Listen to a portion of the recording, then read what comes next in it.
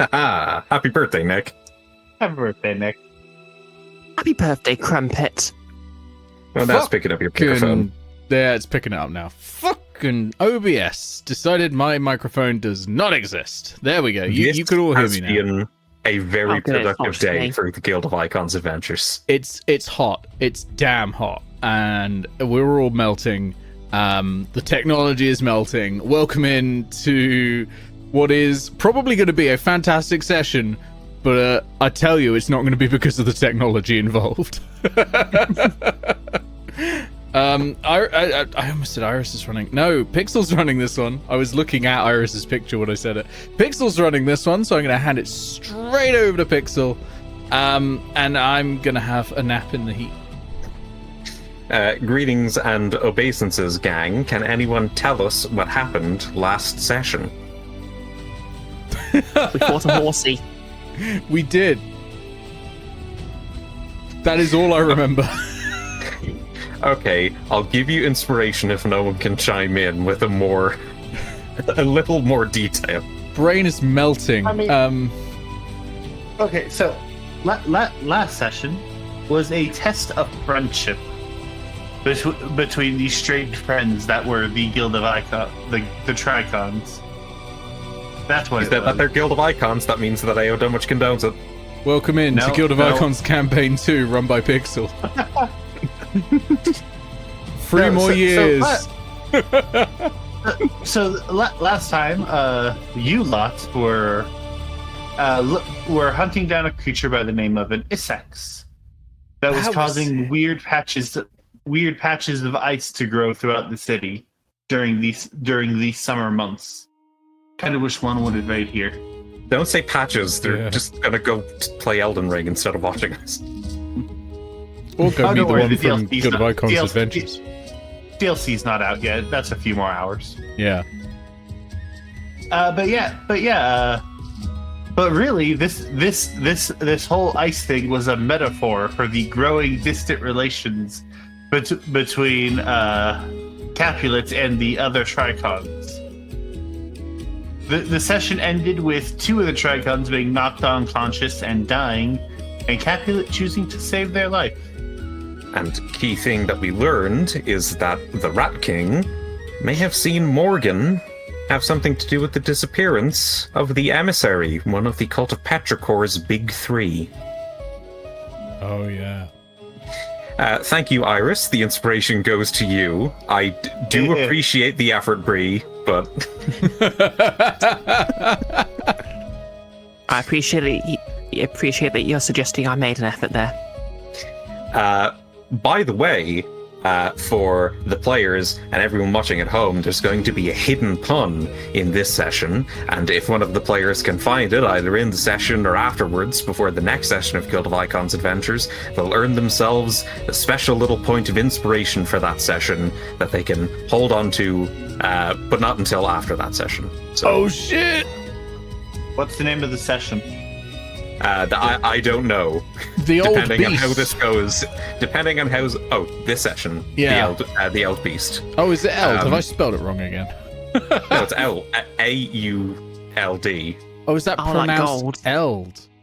Because I've always heard Eld. like Auld Lang Syne. Yes. No, I don't know what the name of the next session is going to be.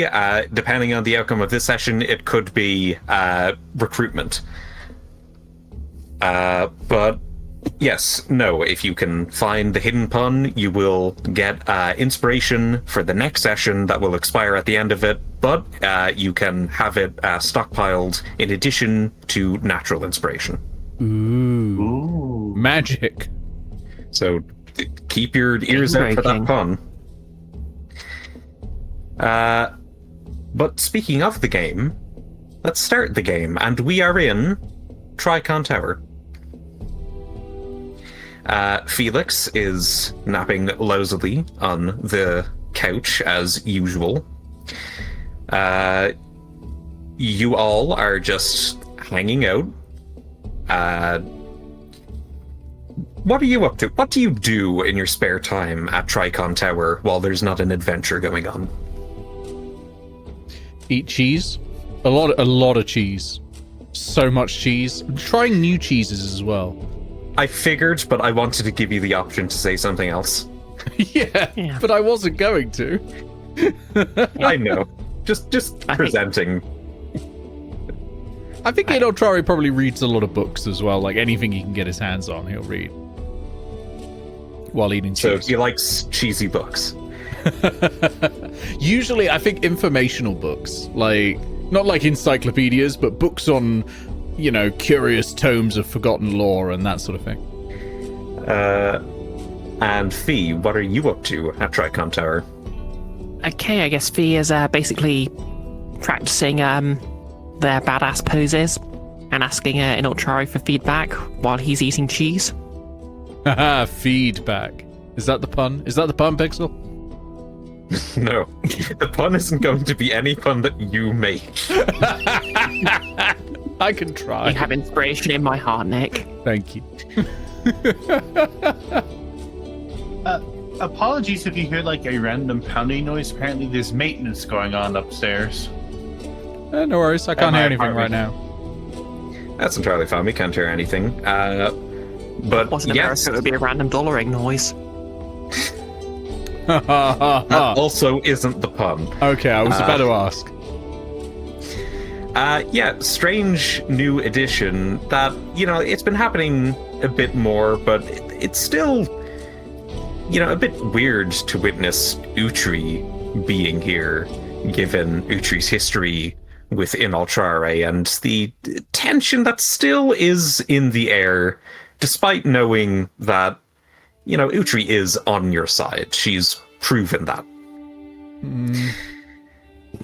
What is Utri up to?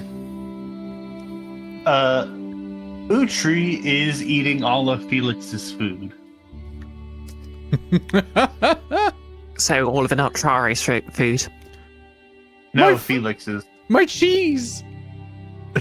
No, Felix's. She's very specifically looking out for things that like Felix would have labeled "Don't touch,"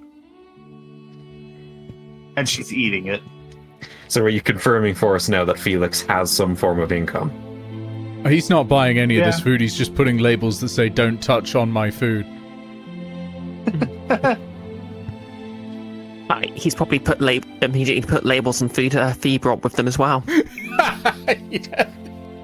Right. Finally, carbohydrates have entered the house. See, the real answer is Felix makes a ton of money on the day-to-day, utilizing all his spell slots to cast Laundry Day. Felix working in a laundrette, like, during the day. Yeah, that fits him so well. Doesn't have enough slots to then use Laundry Day on his own laundry when he gets back. No. But yes, Felix right now is too asleep to notice that happening. And is unstirred as you hear a knock on the door. I'll get it. I stomp towards the door. Fee follows Right. behind for moral support and or intimidation. I forgot, but I guess it makes sense that Inoltrare would need moral support when opening his own door. Yeah, he's scared of people. Well, when you open the door, you don't quite see a person immediately as you look out, but when you look up, you do see a poed that looks very familiar. Oh. Is this about last time? I'm sorry we broke your wall. Well, I wouldn't worry too much about it. It's not what I'm chiefly here for.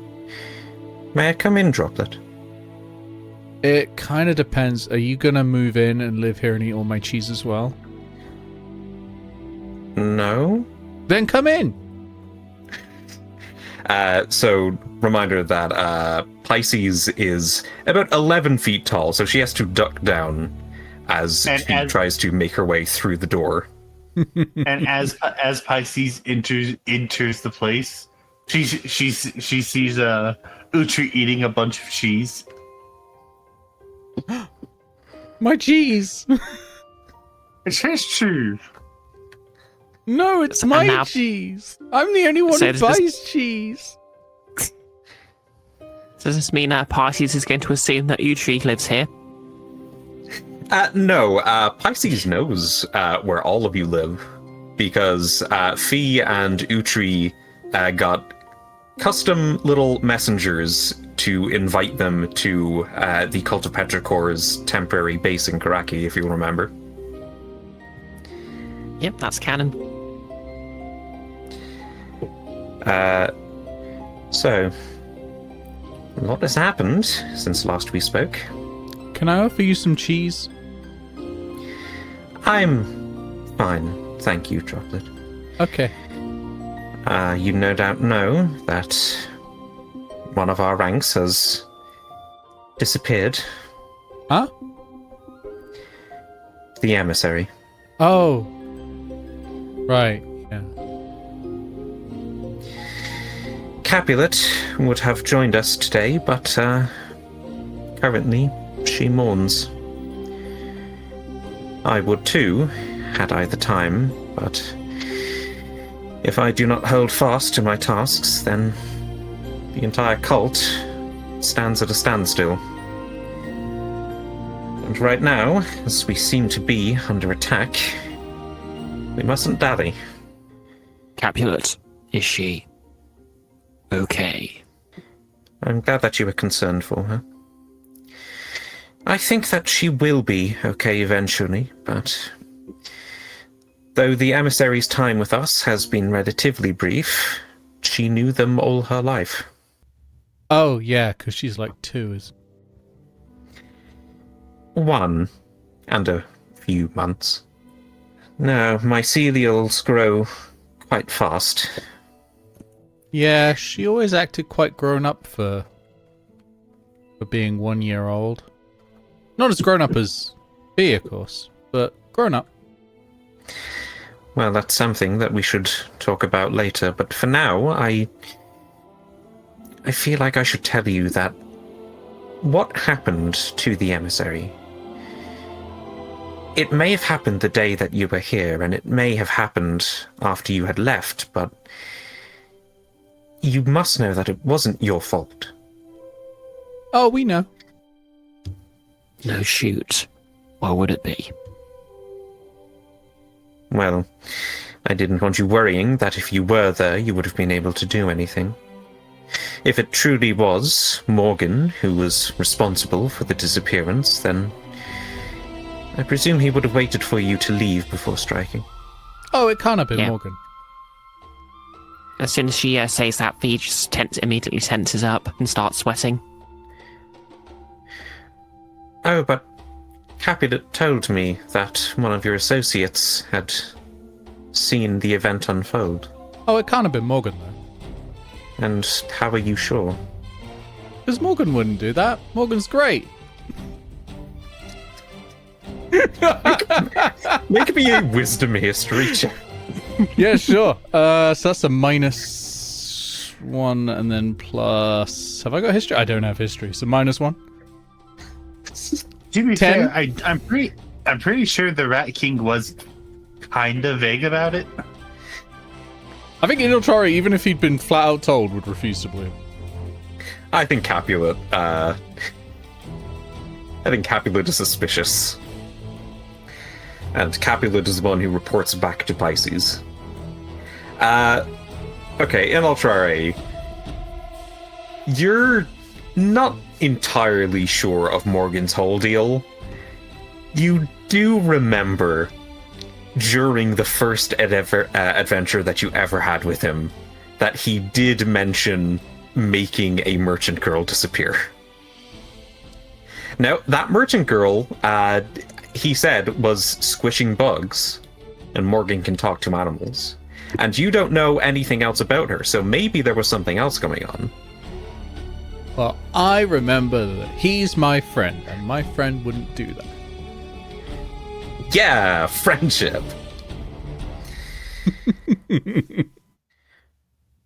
Remember, kids, friendship is blind loyalty. Yep. Well, At the very least, I believe you told Capulet that you were going to help us find Morgan. Yeah. Well, Yeah. we want to find Well- Morgan anyway. Well, yeah. We'll get this all straightened out. I have to ask, you seemed hesitant when we invited you to our headquarters. What made you change your mind? I mean, you kind of kidnapped us. You could have told Squeak at Scurry that you didn't want to attend.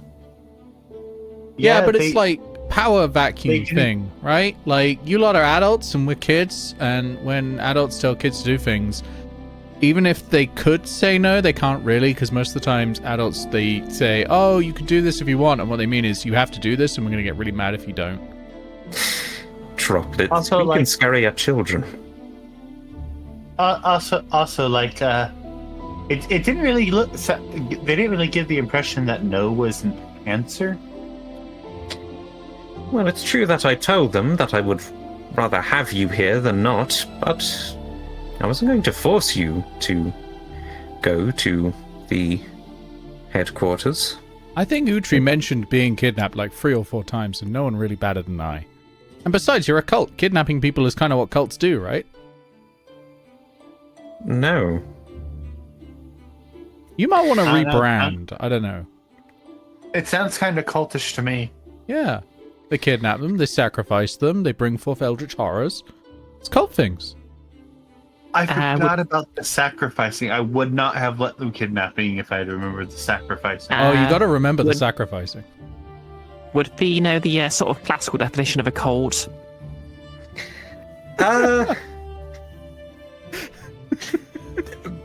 Make me a...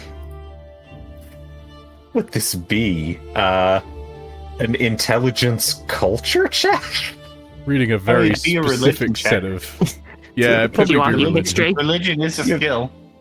Oh yeah, or religion. Yeah, maybe intelligence, religion. Religion or okay. culture, you choose. They've been reading a very specific set of comic books growing up. Yeah, that's a -2 either way. 13. So cult definitely is a word that people tend to want to avoid using, and you know the reasons why. There are a lot of cults throughout history that have been pretty famously horrible. It's not a word that is usually associated with good things.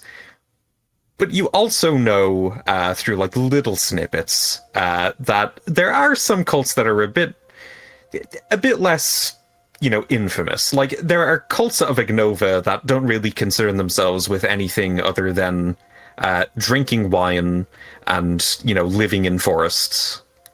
So there's definitely cults that don't have malicious intentions, but still probably could use a rebrand. Fun fact. I think they all use cult. Sorry, go on. Fun fact. All public education that happens in the city of Korakii is done by the Church of Morian. Therefore, the only good cult you know of is back when the Church of Morian was considered a cult. I think they mean cult in the classical sense.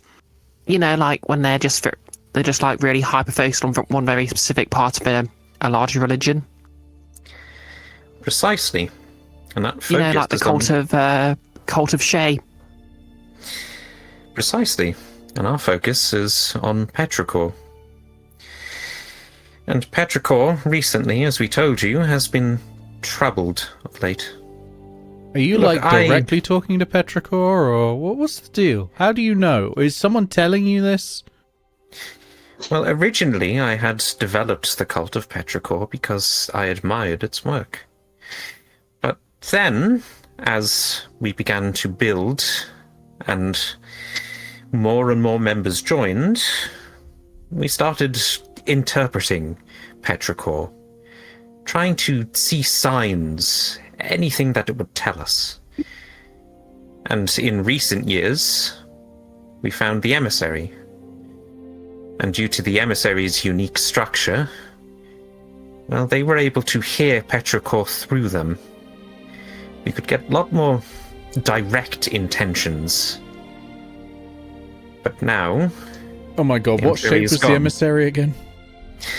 The emissary was... Please tell me it wasn't a conch. Put your ear to it, you can hear the ocean. The emissary wasn't a conch. The emissary was an ooze folk. Okay, so, that's alright then. An approximate shape of a humanoid, but mostly water. Because if it had all been that one joke, I would have just left.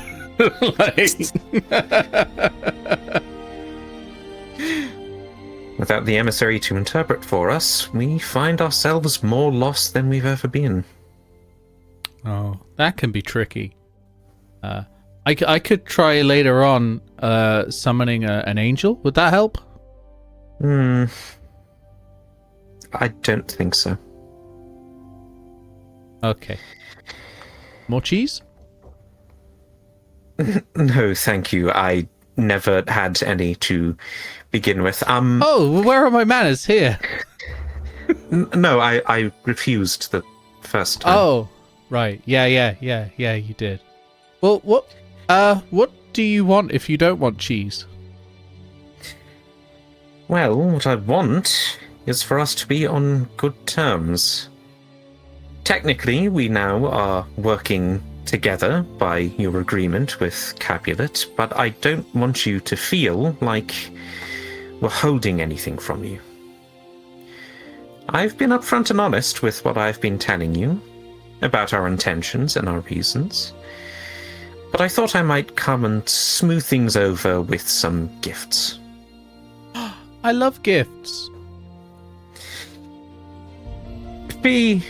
Utri, I'm afraid that your gift is going to require a bit more work, but I do have something here for you, Inoltrare. Is it cheese? No. Oh. When we spoke to each other at the cult's temporary headquarters, I noticed a feeling within my pocket. And I couldn't be sure why it was happening, but I think that this... And she reaches into her pocket and then kind of like bends down so we're able to see what's in her hand. It's a small piece of wood. This felt like it was being pulled towards you. I suppose that maybe there's something magical going on with it. I don't have much inclination for magic myself, so perhaps it senses the arcane power within you, and would rather that you hold on to it instead of me. Oh, where did you get one of those? It's the strangest thing. I can't remember it clearly, but I felt like I was floating. Just for a moment, as I was trying to locate where you and Capulet had gone. In a void of sorts. But then the next thing I knew, I was back to my senses and I was holding this. Place that feels like it's kind of between places. Yeah. I know. So you also have been there. Pull out the chunk of wood that I've had in my pocket all this time. Yeah, once. When you pull it out, it doesn't like pull you or anything, but you feel like it is trying to move towards this other piece of wood. Gonna reach forward for the other piece of wood. Can I have that, please? Of course. It is for you. And she lets you take it. Hold them both in the same hand, just open palm and watch them move towards each other. They do, and it's a bit clumsy, but once they eventually do find the right way to connect, you see a spark come from them, like sparks from a flame, except a bit bluish, a bit whitish, a bit prismatic, actually, when you focus on it a bit more. And when the sparks stop coming out, the pieces are melded together. I don't know what this is, but seems like it might be important, you know? Well, I do hope you are able to discover what it is at some point. I will admit my curiosity is piqued. Yeah. It's clearly not the only bit of it, whatever it is.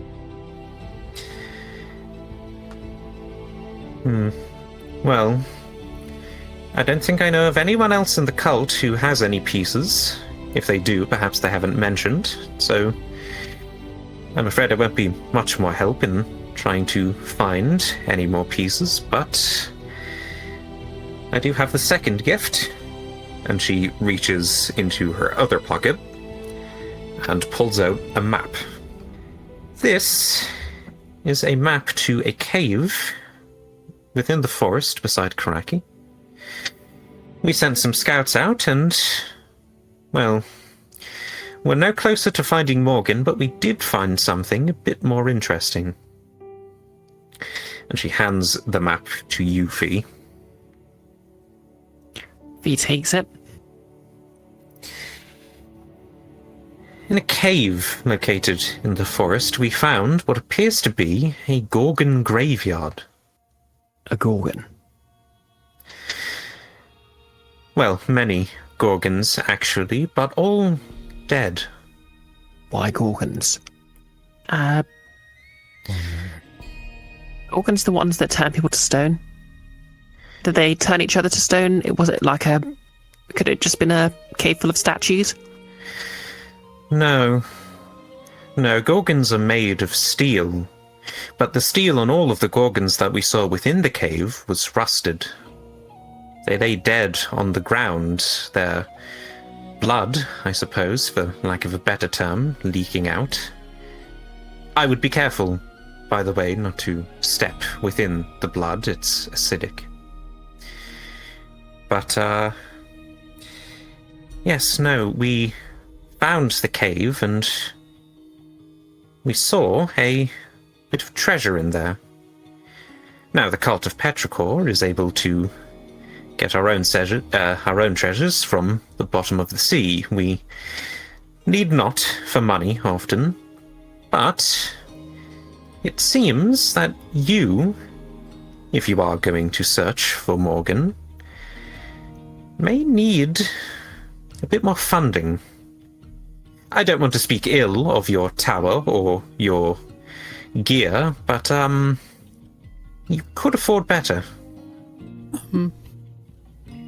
Yeah, I mean, I'm kind of offended. This armor was a gift from my dad. I own more real estate than most children. I asked my dad for more pocket money to get more gear, but he told me, fiddlesticks, gear is for artificers. Oh, that's a good one. That's not the pun. But I suppose I could do with some more scrolls. I kind of ran out and I've been using tablecloth. Turns out it doesn't work on tablecloths. It has to be on, like, sheepskin? I don't know why. Well, then, hopefully this will be a profitable endeavor for you. Yeah. But getting back to Capulet, do you know much about mycelians? Not really. I am unsurprised. Usually they keep to forests and caves. They're not seen very often by others, so there's not a lot out there about them. You certainly see them less than a few other folk. Once we found Capulet had somehow gotten aboard one of our ships as it was coming back to the bridge, I sought out knowledge relating to mycelials. Fee, Inoltrare, in the confrontation with the Isaaks, I believe that Capulet, at the end of it all, saved your lives. Yeah. Mm-hmm. Now, I don't want you to think that you do owe her, but if you were to owe her, I think the best gift that you could give is a gift in kind. This feels a lot like what Inoltrare said about having to do what adults say, but with more words. Yeah. Are you kidnapping us again? No, we didn't kidnap you the first time. Look, mycelials are unique creatures. They are incredibly adaptable to their environments, but not just their environments. They're also adaptable to the company that they keep. Basically, what I'm asking you is, I would love it if you could try to be Capulet's friends. I thought we already were. Unfortunately, All right, I can try. Unfortunately, she's taking a little while to get around to the idea. You see, mycelials are able to adapt to many natural conditions, but they also adapt to the lifespans of those around them. Now, I am a pod. I've lived for 110 years. I've got about a good 50 or 60 ahead of me, should everything go swimmingly, but in comparison to a tiefling, an elf, a dwarf, if she is befriended by you, she could live so much longer. And perhaps get to experience some of the worlds that she so desperately wants to protect. If we don't die first, yeah. Yeah, we have a habit of getting into the most dangerous of situations. Well, I believe you know that Capulet tends to scoff at danger. Perhaps a bit more than she should, but if she was on your team, it wouldn't hurt your chances. Okay, well, I'll do my best. Thank you, Droplets. I'm glad we're not getting kidnapped again. My dad said I'd be grounded if I was kidnapped by a cult again. You be that weird orange one. You don't say the G word around Fee. They're not a fan. He is now glaring at Utri. Even though they know full well what the word ground means in that context because they get grounded all the time. Yeah. I look forward to you not being home in time for dinner again. By the way, since we are collaborating in our efforts to track down Morgan, feel free to use resources that the cult has. If you need a quiet place to study tomes or perhaps to pray, we have adequate supply of both in the temporary headquarters. The only praying I need is that I wish I hadn't. Fee says, putting their hood down very low. Is it only like Petrichor praying, or do you have other stuff? We mainly pray to Petrichor, but we do have stations for worship to other gods. At the Cult of Petrichor, we admire Petrichor's work and dedicate our lives to it, but we do know that the whole pantheon is important. Capulet is, again, still getting around to the idea. Okay. She believes that Petrichor is the most important god because without the gifts that Petrichor gives us, there would be no life. But of course, Morian is important in the appearance of life and its rightful end, and Ignova gives us nourishment. Hey, Fee, But do you reckon they'd be mad if I used their praying stations to not look for Morgan, but to look for my orb? Do you reckon that would be bad? I think that would be okay. I mean, they didn't say you couldn't. Thank you. You're most welcome.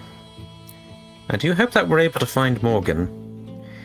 And if there is anything going on, that we are able to stop it. Although, in the interest of truth, I will tell you this. I do not want any harm to come to your friend. Of course not. But if we do discover that something is happening that threatens Petrichor, that could threaten people, I will have to make the choice to choose the needs of the many over the needs of the few. Okay. I understand that. My mum always says if you have to choose between the needs of the many and the few, it's just a skill issue. Yeah, she's always saying that. I can't go anywhere without that woman claiming that any difficulties I have is a skill issue. She's always saying it. I don't like going over to your house, I'll be honest with you.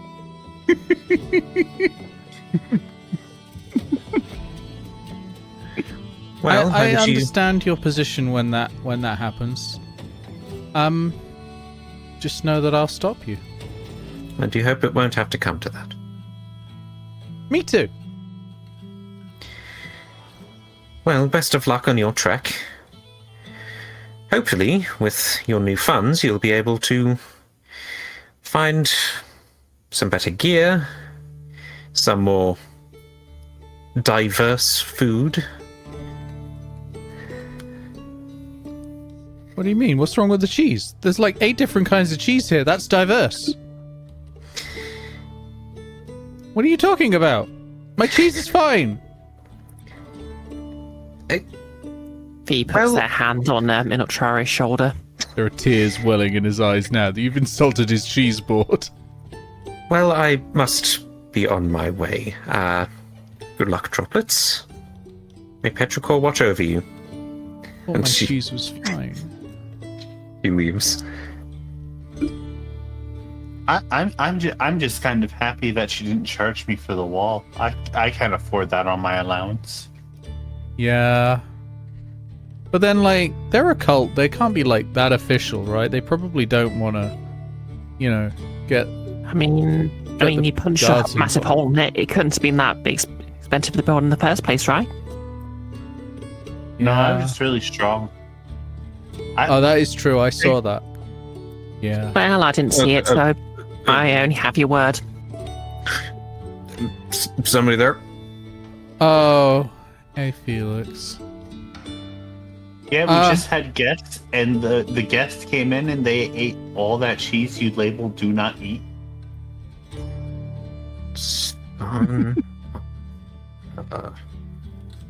He starts, like, he picks up his spell book and starts furiously Felix, aren't you late for work? Aren't you needed in the laundromat? I can go whenever.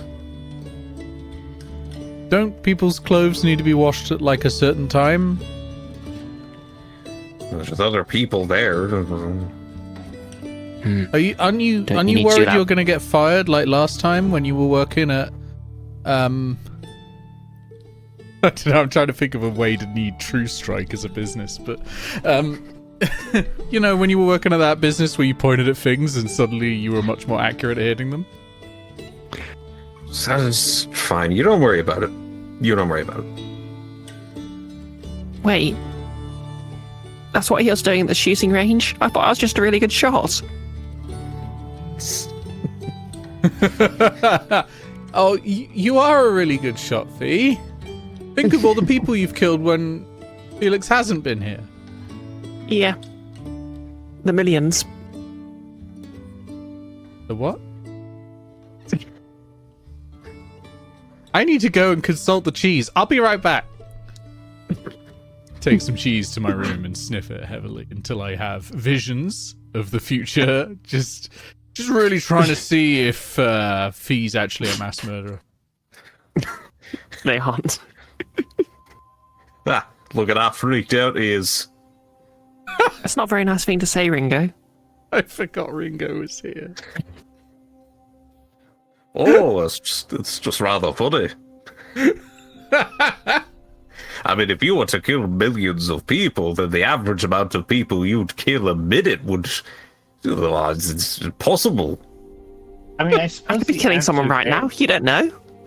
I suppose the answer there would just be like make a disease and then just like have it be very contagious, but like not lethal at all. Then have it suddenly evolve into something super lethal when everybody is infected.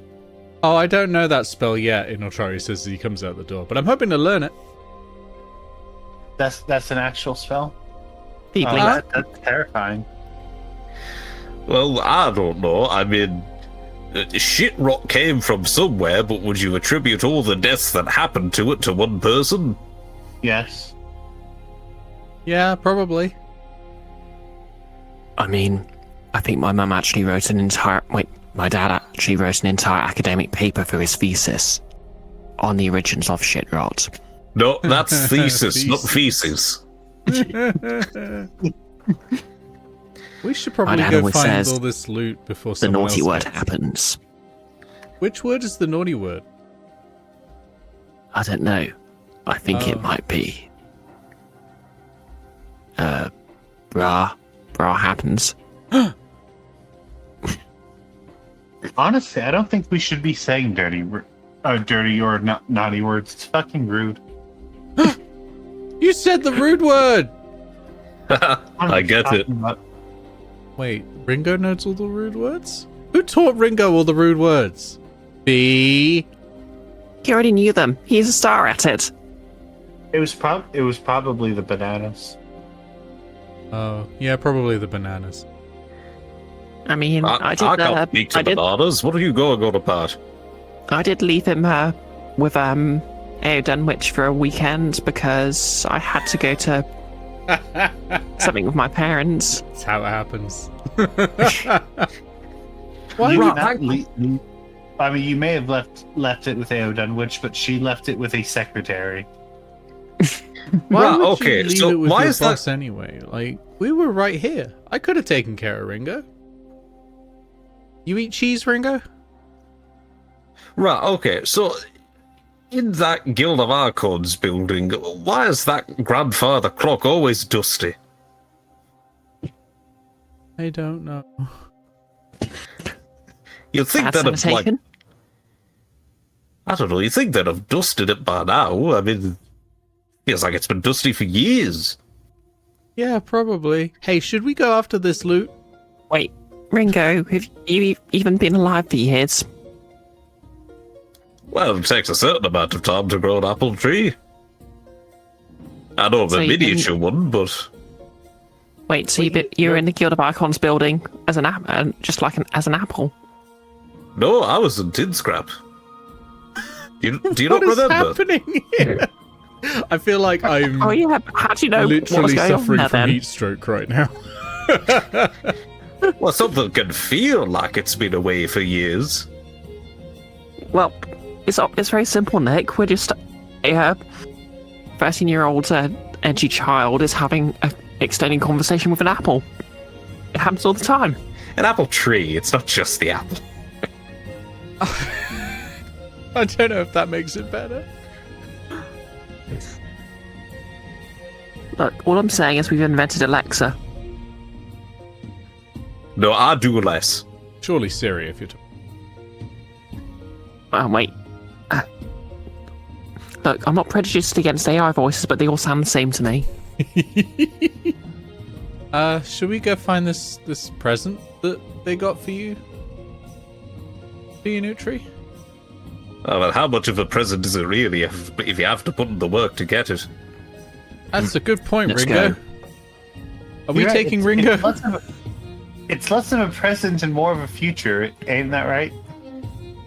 I don't know, can I come along with this one or should I go home? I think you should come. I like Oh, hearing that- your voice. Oh, that's great, because I don't have much to do when I'm at the house, really. I just sit in front of the fireplace and, well, no one else is there. It's kind of my lonely hearth club. Is that the Is that pun? the pun? Is that the pun? No. Ah! I said it first, but It's just the one thing I know about the Beatles left, so I've run out of material. Have we really exhausted like all the yellow submarine or? I mean, so long as Hugo Frong is in jail, there's probably not going to be a yellow submarine. Let's go! What's on this map and where does it point to? It just points into the forest beside Korakii.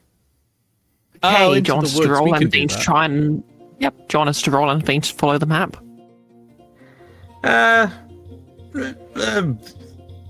Sure, roll wisdom perception. It basically goes without saying, beyond no, I'm putting the mage armor on right now. Does this involve invisible objects? No. Oh, A map would be pretty shit if it was invisible. I mean, there are invisible objects on the map from The Hobbit, to be fair. true. Oh, Okay, that's not natural how one. that works, though.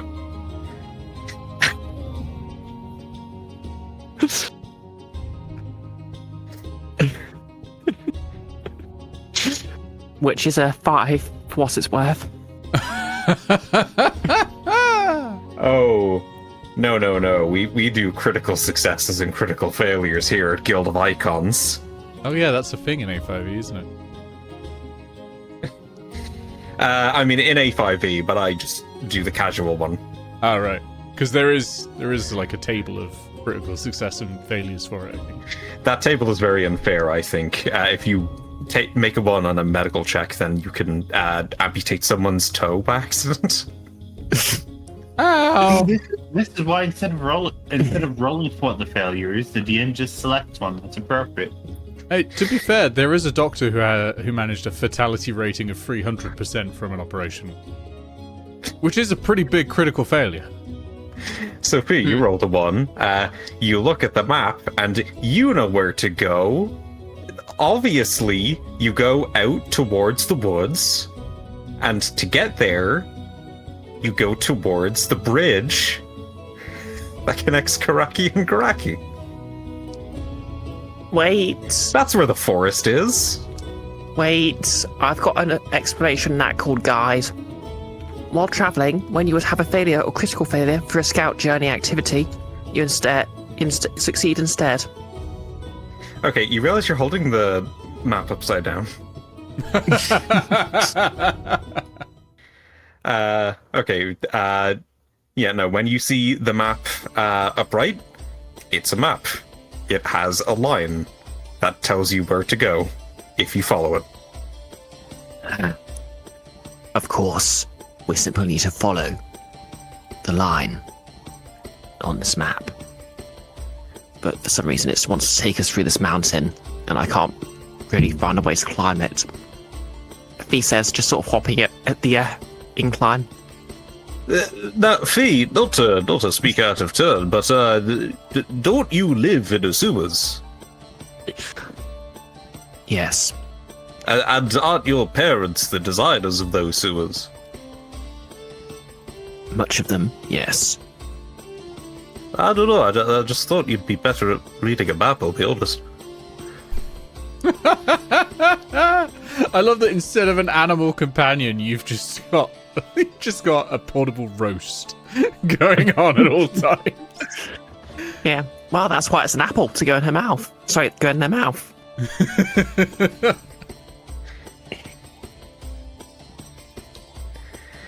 Look, I had the map upside down, okay? Oh, well, you see, there should be an N at the top. I thought it was a W for win. Well, no, there's supposed to be a W, that's for west. If there was an M, then that would be a problem. West, I thought that stood for winter. And the S was for spring? No, maps aren't usually navigable by season. What do you do if you have a winter map and then it's summer, though? Well, I don't know, is the maps for winter and summer? Is there a place that, like, floods during the summer, and it's a different map? But then, like, You when just it's answered your own winter, question. That could happen. I suppose maybe it could. I really wish I'd taken the spell silent. Wow, Inoltrare so thinks rude. out loud as he's walking along. Oh, why do you wish that? Oh, it's just useful against other mages, you know? Would you like me to roll a deception check? Oh, go on. Okay. Would you like for you to roll it against him? Do you mean roll insight? Yeah. No, I'll just pull up the stats for an awakened shrub. So Inoltrare, that's going to be charisma deception. I choose to cast roll in intelligence deception, thank you. Because I'm a wizard! And I'm an academic wizard, which means I get to bullshit using science, basically. All right, go for it. Okay, so +4 plus my proficiency bonus, so I've got +7 to this. Oh no, I'm not proficient in deception. Ignore me. +4. Still 21.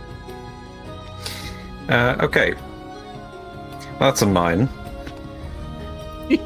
I'm a good. Oh yeah, right. That does sound like it would be very useful against enemy spellcasters. Yeah, it stops them making noise, and you need to make a lot of noise to cast spells. Well, maybe I should become a wizard. That'd be great. Is this why Utri makes so much noise? Because she's casting her spells. No, she's I don't know just what you're loud. talking about. I don't cast spells. No, I think she's just laughing at the poses that you're doing. But my poses are badass. Oh wait, you weren't doing the poses to entertain her. I feel like I was I'm being practicing. slandered. I'm being slandered here. Can Fee tell if Utri was laughing at them? I mean, Utri was like kind of snickering in the background. She did find it very amusing. make me wisdom history. Okay. Would this involve the arts? Yeah, sure. Okay. Audiences is are a- part of art. Yep. So that's a +4 plus a d4. Wow. Okay, that is 14 total. I mean, yeah. You can't be 100%, but you're pretty sure on remembering it. It's just possible that Utri may have been smirking at the badass poses you've been practicing. Fee glares at Utri. Honestly, I'm the one who should be offended here. I'm being slandered by a shrub. And Utri walks on ahead. Oh, hey, I'm not just a shrub, I'm an apple tree. There's a difference. I'm I pretty just sure to look- be called a tree, you have to be more than 1 foot tall. I just look small because I was made in a lab, okay? Yeah, I guess it's kind of like how my mums were always saying, "Get a shrub." Oh, Is that the pun? no. So as this conversation goes on, you eventually do find your way to a specific point in the forest. There is an opening for what appears to be like a small cave. And as you walk into that cave opening, you can hear like some sounds of nature going on a bit further in. Okay, so Fee actually has a very oddly specific ability that's relevant here. I think nature might. So, basically, as a Titanist ranger, specifically bonded with Granny Allswell, He can speak with cave-dwelling animals, including bats, bears, and blind newts. Oh god, more talking with things that don't usually talk. Yep. The curse of the DM. Okay. Make me a wisdom perception check. Yep. Does this involve invisible objects? No. 14 again. Alright, it's over 10. I'll say you're able to see a bat that is clung tightly to a stalactite. Greetings, Dark Hanger. Why can you talk? I can do many things. For I am Fee of the Sewers. He's got no Are you- squeaky. Are you a bat of the sewers? I am of the sewers. Are you a bat of the sewers? No, I am not a bat. Then why can you talk? That's a strange question. Why can you talk? I can talk to bats. Why shouldn't I be able to talk? Things that aren't bats usually don't speak bat. As my mum says, skill issue. I have no idea what that means. I'm not even sure my mum does. Is your mum a bat? I don't Talking think so. about, that's a shrillish. Is that the pun? Not going to be a pun you make. These remarks are beginning to echo a bit. Is that the problem? Okay, well, is your father a bat? No, my parents are both humans. Is anyone in your family's history a bat, or have they at any point been a bat? It's an important question to ask in a world of magic. I think I have a second cousin who's a dread, but I'm not sure if they ever became a bat. Yeah, no, I don't think that's how cousins work. Yeah, no, there's no way you should be able to talk to me, as far as I'm concerned. And I know a lot about being a bat. And yet, here we are, conversing. But you know a lot, you say. Have you gotten any good information from the bat yet? Yep, working on it. Okay, now what did he say? They're so cool, aren't they? They're gonna know everything about this game, but to this conversation, I bet you. It sounds like they can't speak bat. They said you're really cool.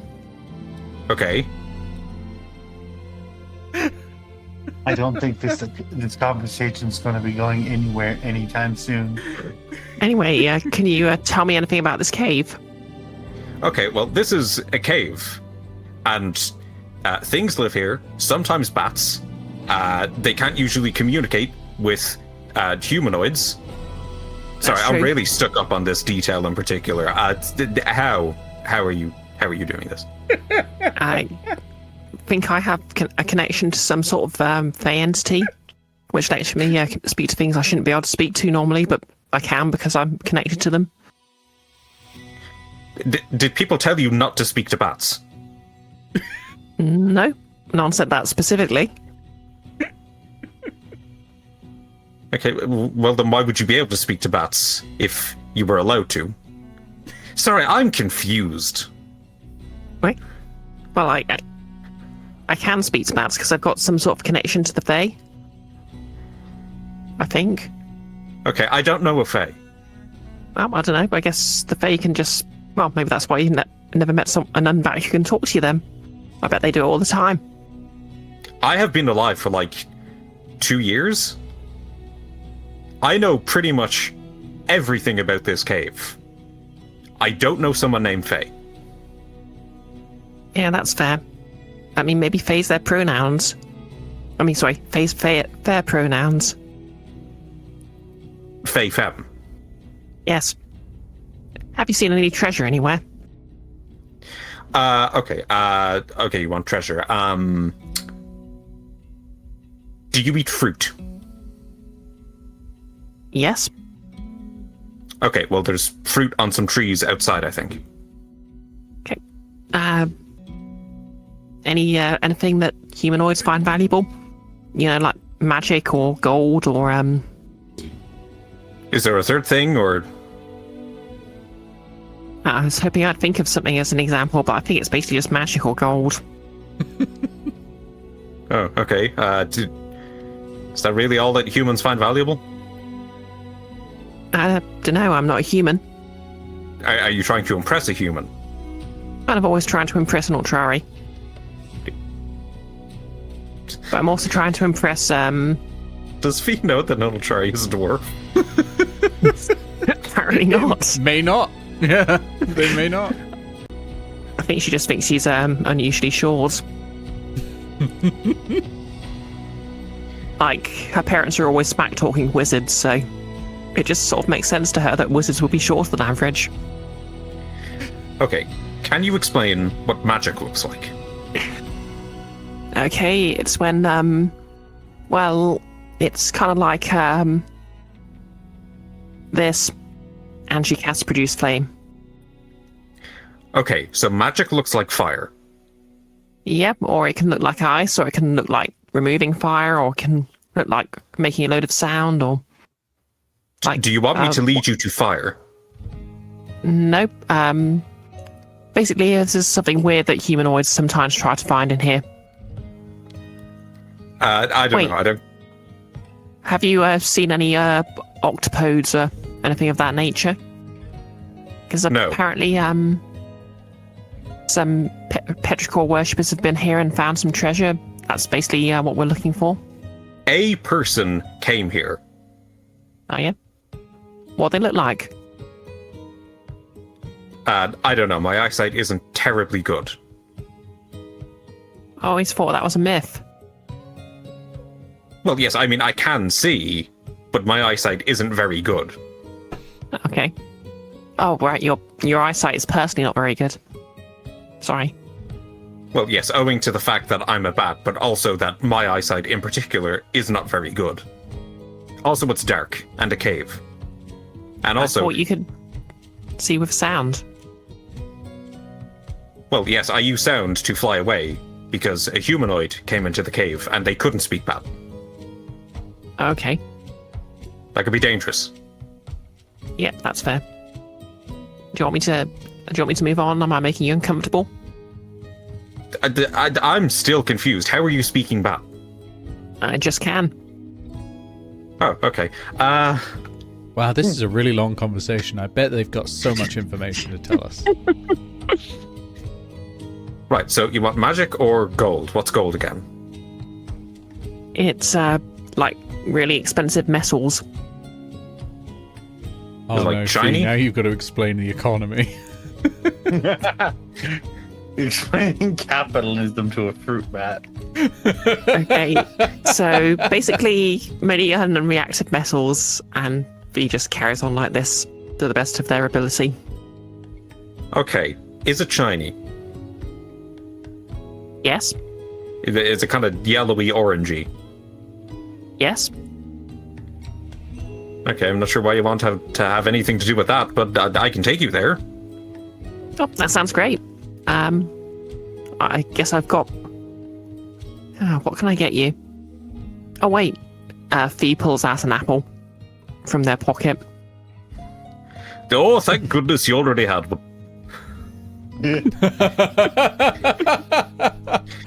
The fruit bat flies down and then grasps at the apple with its feet and just carries it along as it flies.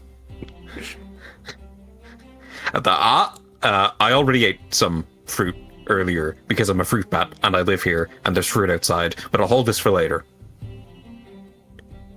Cool. Oh, yeah. Okay.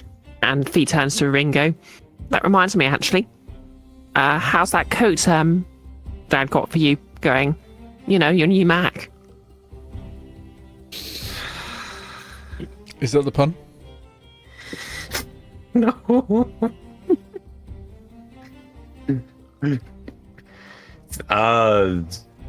I don't know. It seems extravagantly expensive. More expensive than it should be, actually. I mean, I know that he made it for me and everything, but it's not even the rainy season, so it feels like it's been overvalued. Sophie, how did the conversation go with the bat? Tell us everything. So, yeah, the bat told me a lot. The bat's going to show us where to go, and we talked a lot about what's like living in a cave and what caves are like, and there's some really good fruit nearby and all sorts of complex bat stuff. It's hard to explain to non-rangers. Oh, nice. Did the bats say how deep the cave is or how far it goes? So bat friend, how deep and far does this cave go? I don't know. It's not too deep. You don't have to go too far. You want the gold, right? Yep. Okay, again, still don't know why you want anything to do with that, but I can take you there. It'll be really quick. Yep. Apparently, the gold isn't too deep or far. You don't think any sentient creatures would live here? I mean, the bat lives here. I mean, the bats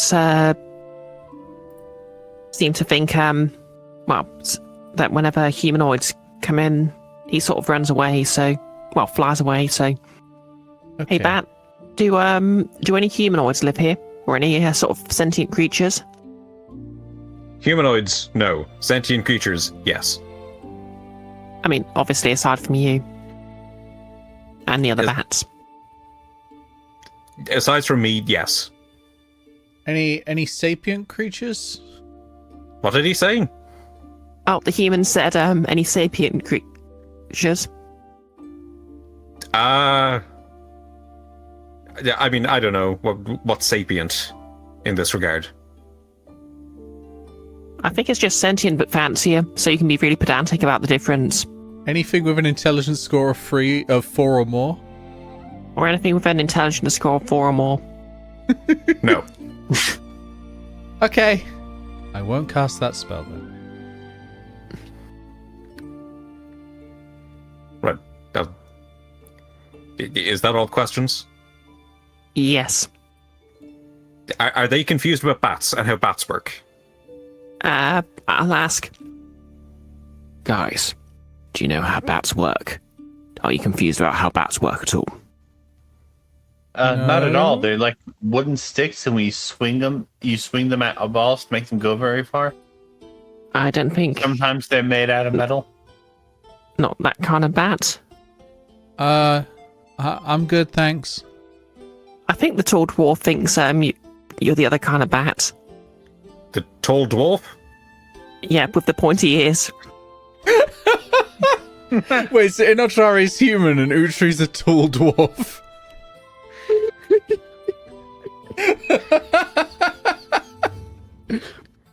He doesn't know that much about other people. They grew up in the sewers. Right, well, I can only really tell them about fruit bats. I don't know about the other kind. So, sucks to suck. Skill issue, I guess. Did I get that right? Yep, sounds right.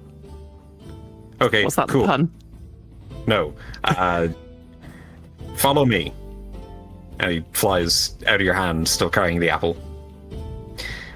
He leads you down further into the cave, and after about 100 feet, there is an exit of the cave in an entirely straight line.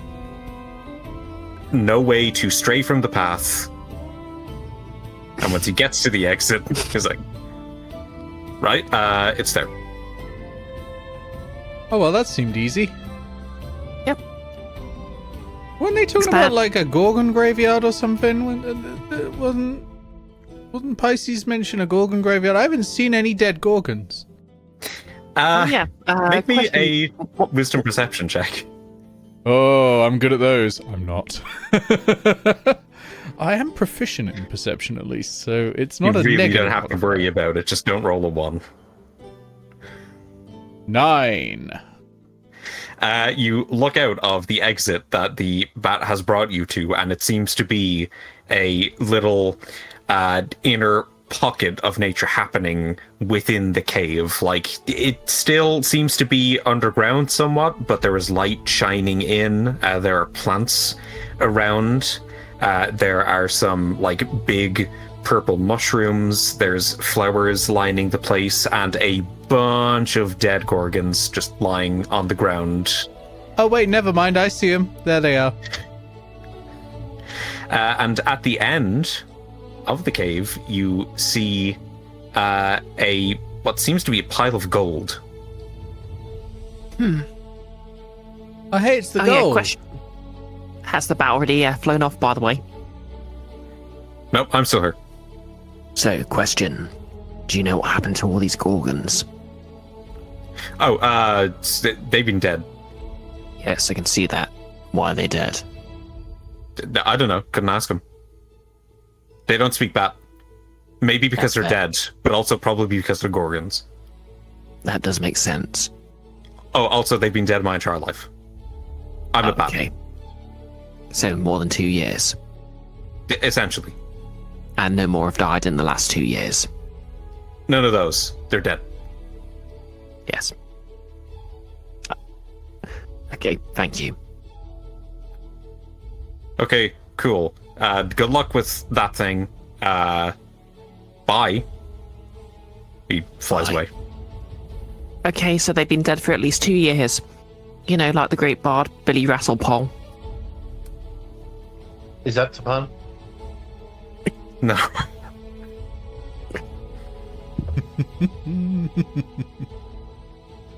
Look, we can't have is that the pun and is there an invisible object? We certainly can. Yep, so you stand at the entrance into the, like, little pocket of nature within the cave. Okay, does this look natural? Like, obviously it's nature, but does it look like it's naturally occurring?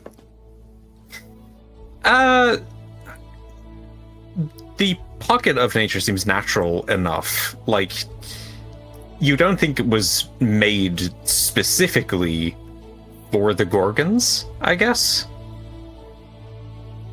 Like, it's possible they ran around within the forest and this is just the place that they rested. Do you reckon this place seems magical at all? You can try to detect some magic. I will ritual cast detect magic. Okay.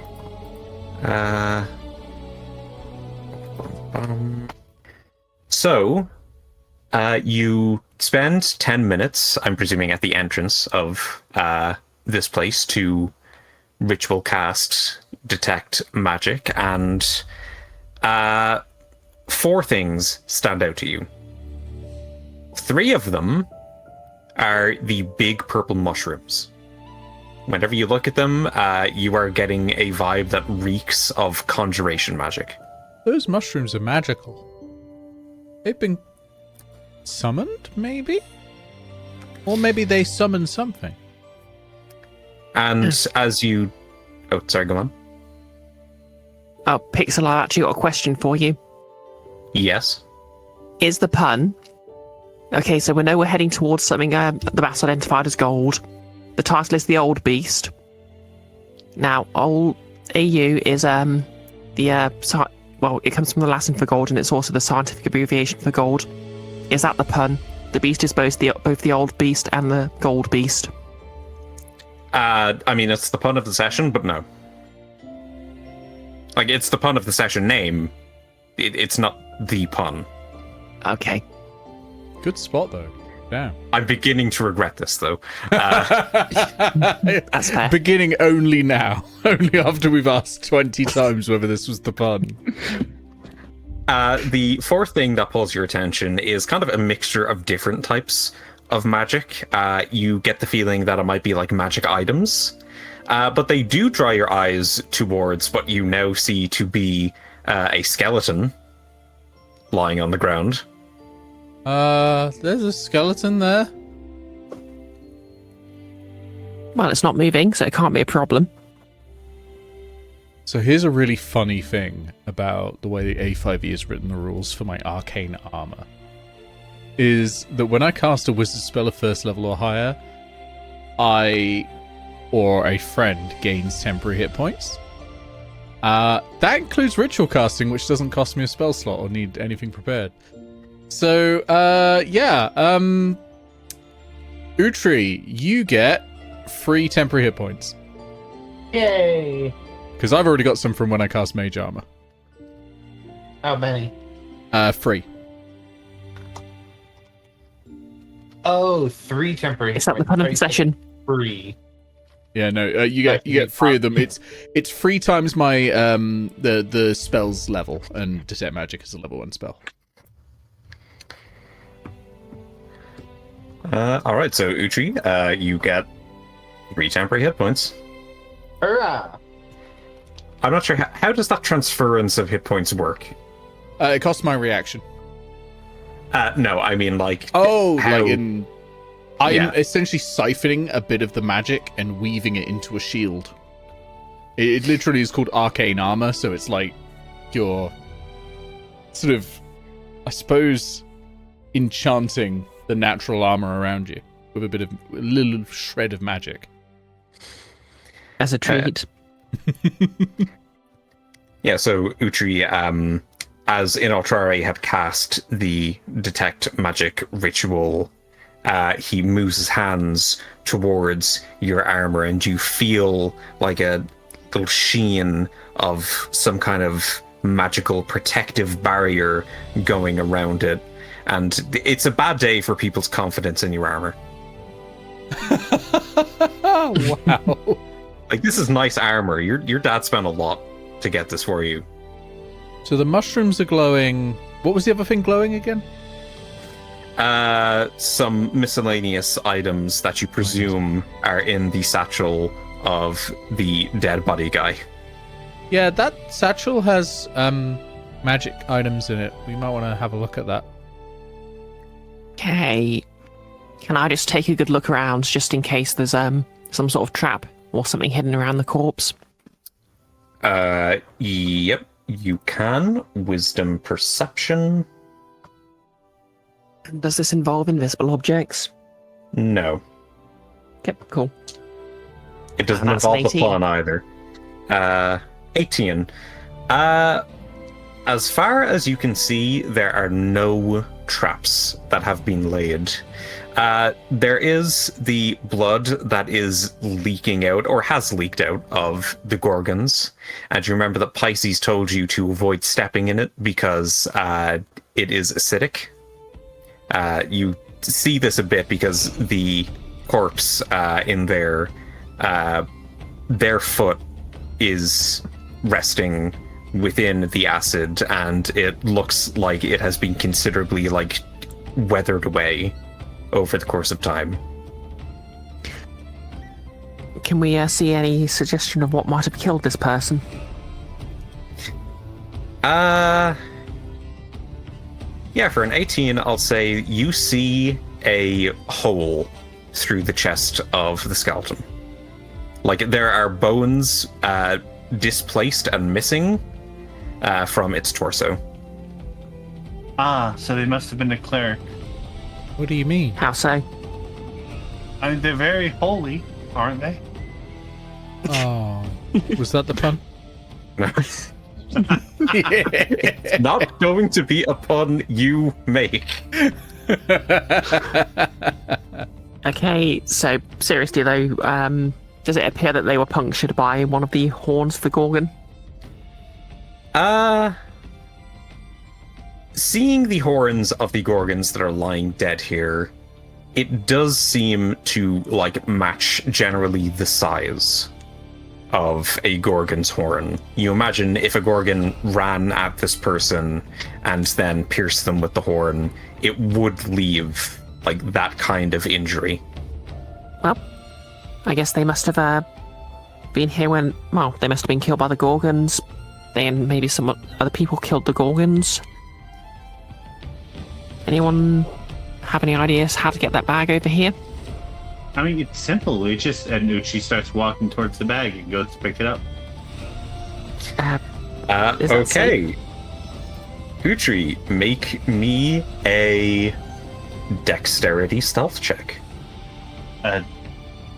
Dexterity stealth check? Yep. He'll be fine. Utri's super stealthy. Yeah. Yeah. That is a 7 for a total of 5. Okay. I also got a 7. As you step towards the body laying within the natural area of the cave, the gold pile that you had been looking at from afar shifts a bit. And as you were about to crouch down to pick up the bag from the corpse, you hear a bit of rumbling. There is a lot of weight that is being moved around. And when you look towards the gold pile, you see that it is moving and turning to look towards you. This is a golden gorgon. The cult sent us here to die. What do you mean? What do you mean send us here to die? What? I mean, maybe they were stealthier than us, and It is entirely within the realm of possibility that the cult was stealthier than a 7. Nope, the cult betrayed us and sent us here to die. Shall we roll initiative? Yes, I think we should. Woohoo! Oh, I should rolled... we take a break first? Oh, I mistook my armor class for my initiative bonus. Never mind. Let's roll the initiative first, and then we'll take a break. Okay, that's 14 for me. Okay, 15 so 9 for me. 14 for Fee, 15 for thee, and Utri, 9. 9. Was that the pun? Where's the pun? You said 14 for thee, a 15 for thee.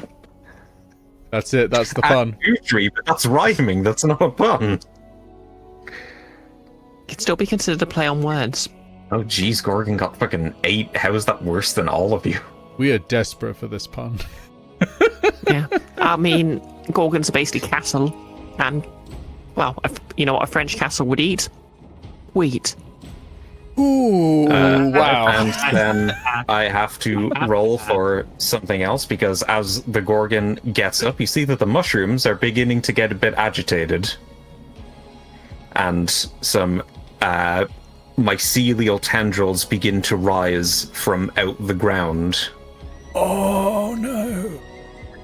This is where they stole Capulet from. They always be stealing babies. ABB. They were kidnapping. ABSB. These mushrooms are significantly, not significantly larger than Capulet, but they're Like, larger who than is- Capulet, and they She's don't have 1 any year kind of. They don't have any kind of facial features. They don't have any kind of humanoid form. Inoltrare, you see a large golden gorgon wake up and look towards Utri. What do you do? I think we all know what I'm gonna do. Lightning bolt. Okay, Utri, I hope your save is good. Oh shit! Is Utri? Can I move such that Utri is not between me and the creature? You can. Okay, I'll do that first. Then lightning bolt. Okay. So it's a dexterity saving throw, and the spell save DC is 15. 16. Well, you'll take half still. I shall take As that. long as it's not immune to electric damage. I mean, it might be. It's made of metal. We don't know. Surely, if anything, that would make it more vulnerable. So it's 28, half to 14 lightning damage. Good job. It's no longer on triple digits. As a reaction, B, you get 6 temporary hit points. Nice. And I'm going to use my bonus action to roll my portent. One I get for free every short rest, and we'll see who's getting a bad saving throw. Oh, that's a 17. I'm going to give this to Utri, who is closer to the Gorgon. It's a good shout. Okay, and that's me done. Okay. V. A Gorgon just got blasted with lightning and is now looking very angry in front of Utri. What do you do?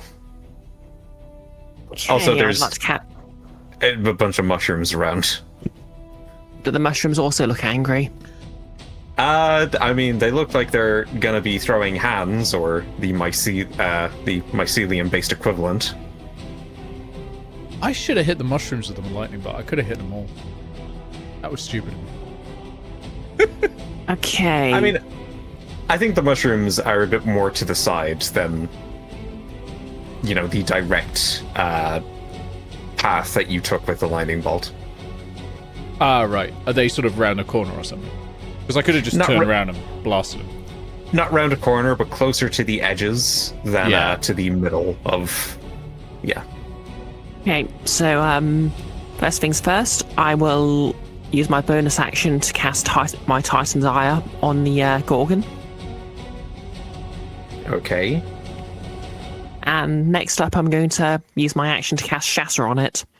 So what does Titan's Ire do? You can spend a bonus action to designate a creature you can see within 60 feet as the target of your ire. Whenever you use the attack action on your turn, if the target of your ire remains within 60 feet of you, make a ranged spell attack against it. If you're wielding a magic weapon that provides an attack bonus, you can apply that bonus to your spell attack too. The effect you hit varies based on which Titan you're bonded with. Okay, we'll be generous and say that it's within 60 feet. Yeah. More specifically, I'm bonded with Granny as well, so it'll be 1d4 bludgeoning damage and disadvantage on the next attack, but that won't come up until next turn because I'm casting Shatter on it. Alright, feel free to cast. Yep, that is a Constitution saving throw. If it's made of stone, metal, or other inorganic material, it has disadvantage. Okay, let me just look up Shatter real quick because I just want to check something. That is a 10-foot sphere. Yep. Okay, I'm going to again be more generous than I should and say that Utri is not within that 10-foot sphere. Yeah. I mean, I can move it so I can cast it so it's not going to hit Utri. Yes, I will allow you to do that. Cool. So I'm making a Constitution saving throw. What's the con for this? It's a disadvantage if it's alright, sorry, let me just double check what my spell save DC is. 8 plus modifier plus proficiency, so that's stat does this use? And what's the point? Why didn't I write that on my... Okay, ranger, so it's wisdom. So that's going to be a DC of 12 to beat. DC of 12. Okay, and rolling at disadvantage. Okay, well that's a 4, so we immediately know that fails, and the next one was a 5. So... Okay, that is 3d8 thunder damage. I'll just roll that for you. Please do. Was that the pun? No. How? How could it be a pun? Of the power of imagination, of course. You can imagine that you have inspiration. I'm not going to accept it. Okay. Well, that's 10 thunder damage either way. Okay. And that's my turn. Alright, Utri, you're up. Okay. Utri is going to look at this large golden beast. She's going to very slowly reach into her pocket And she's going to throw a patch of techniques at it. Thought you were really good. I really thought you were going to say she's going to throw sand at it. All no, right. she's throwing her grenade. All right. Well, I forget the patch of techniques, so guide us through it. Yeah, a patch of techniques is a grenade that can be thrown up to 60 feet. Any creature within a 10-foot radius sphere originating from where the grenade lands must make a DC 15 dex saving throw. Okay, DC 15 dex saving throw. 8. Fucking, On a failure, the creature takes 4d6 fire damage. I'm hating the number 8, and I'm hating puns. Is that the pun? So that's 19 fire damage. 19. Okay.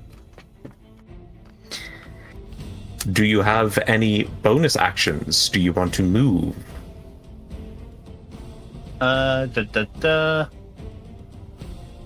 Give me a moment. I don't play Utri often, so I don't know what my bonus actions are off the top of my head.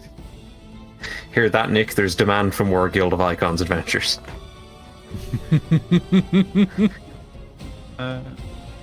Okay, yeah, I think what I'm going to do is... Yeah, I'm going to use the Moon-Tainted Cestus Stone Okay.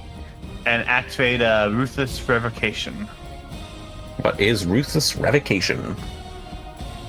You feel the blood of the stone make the blood in your fist boil. For the next 5 rounds, your fists gain the vicious property, scoring critical hit on a roll of 19 or 20. Good choice. And that'll be Utri's turn. Okay. It is the Gorgon's turn. Or as I like to call it, the Midastrate. Is that the pun? No. Ah, So the Gorgon looks to... It looks between all of you, and who has dealt the most damage to it? I think I have, with the grenade. How much damage was the grenade again? 19 fire. that's more than me. I did 14. Okay. Yep, I needed 10. The Gorgon is going to begin running backwards, and then it'll do like a slick turn, like an Akira slide, but it's a Gorgon, to start facing you again. It is going to run up to you, Utri, and it is going to try to gore you. What does that do? Well, at a 25, I presume that it hits, first of all. Give me a moment, actually, to confirm. Yeah, that does hit. Okay, well, let me roll. I think I might roll damage after. First, you make a saving throw, a strength saving throw. Try to be DC 16. Okay, I'll do that if you could do me a favor and make an. Oh no, that's something I have to. Never mind. Well, first of all, 19. Okay, good. You do not fall prone. What's the creature's maneuver DC? The creature's maneuver DC is 16. Okay, that is good because I'm going to use my reaction to shoulder check it, which is one of my combat maneuvers. All right. Well, I think the damage goes through first as part of the attack. So that is going to be 2d12 plus 5 for 16 damage. And because it got an extra 20 feet of movement in before the attack hit, that is going to do an extra 1d12. And that is 4. So that's 20 damage. That's not great. It isn't. Gorgon's scary. The good news is, though, that you didn't fall prone from getting gored, which means that it can't make a bonus action to trample you. I mean, it wouldn't be able to anyway. Again, reaction shoulder check. Does a 19 beats its maneuver DC, correct? Yes. The beast is flung 10 feet away from me. Nice. Nice. Damn. Yeah, no, you feel yourself getting gored, and it like hits through your shoulder, and you can feel it like having pierced through. You're going to need some healing after this, but you were able to like pull out of it. You don't fall down from the pain, and with your good shoulder on the other side of you, you're just like, oh, like you feel this anger, and fueled by that pain, you just check into it with your shoulder. You shove in, and this is a very large beast. It has gold plating all around its entire body, so it looks surprised when you were able to push it 10 feet back from that shove. Maneuvers are fun, y'all.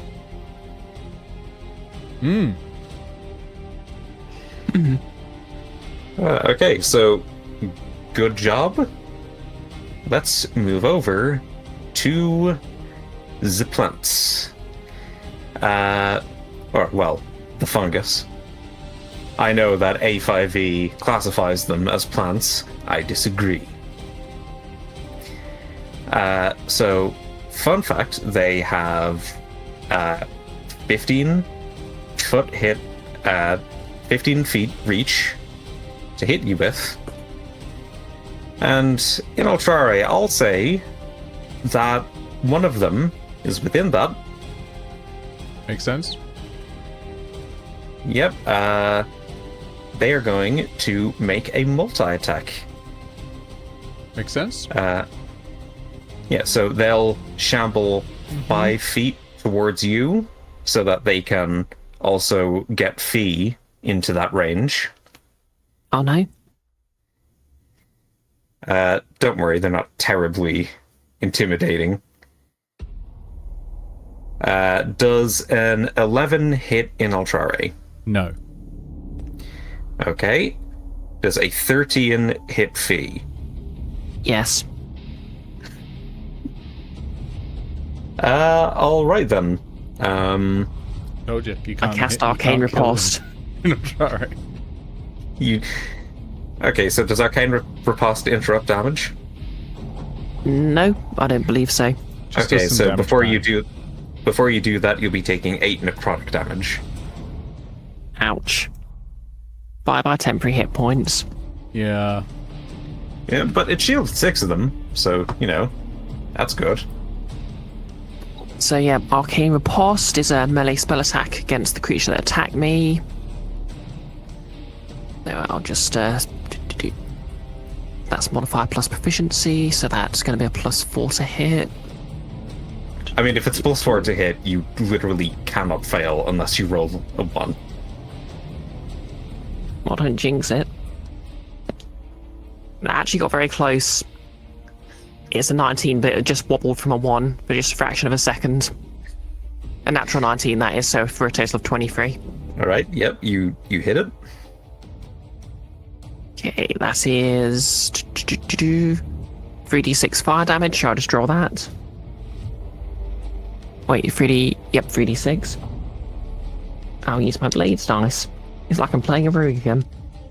That's 8 points of fire damage. From 3d6? Yep. That is unfortunate.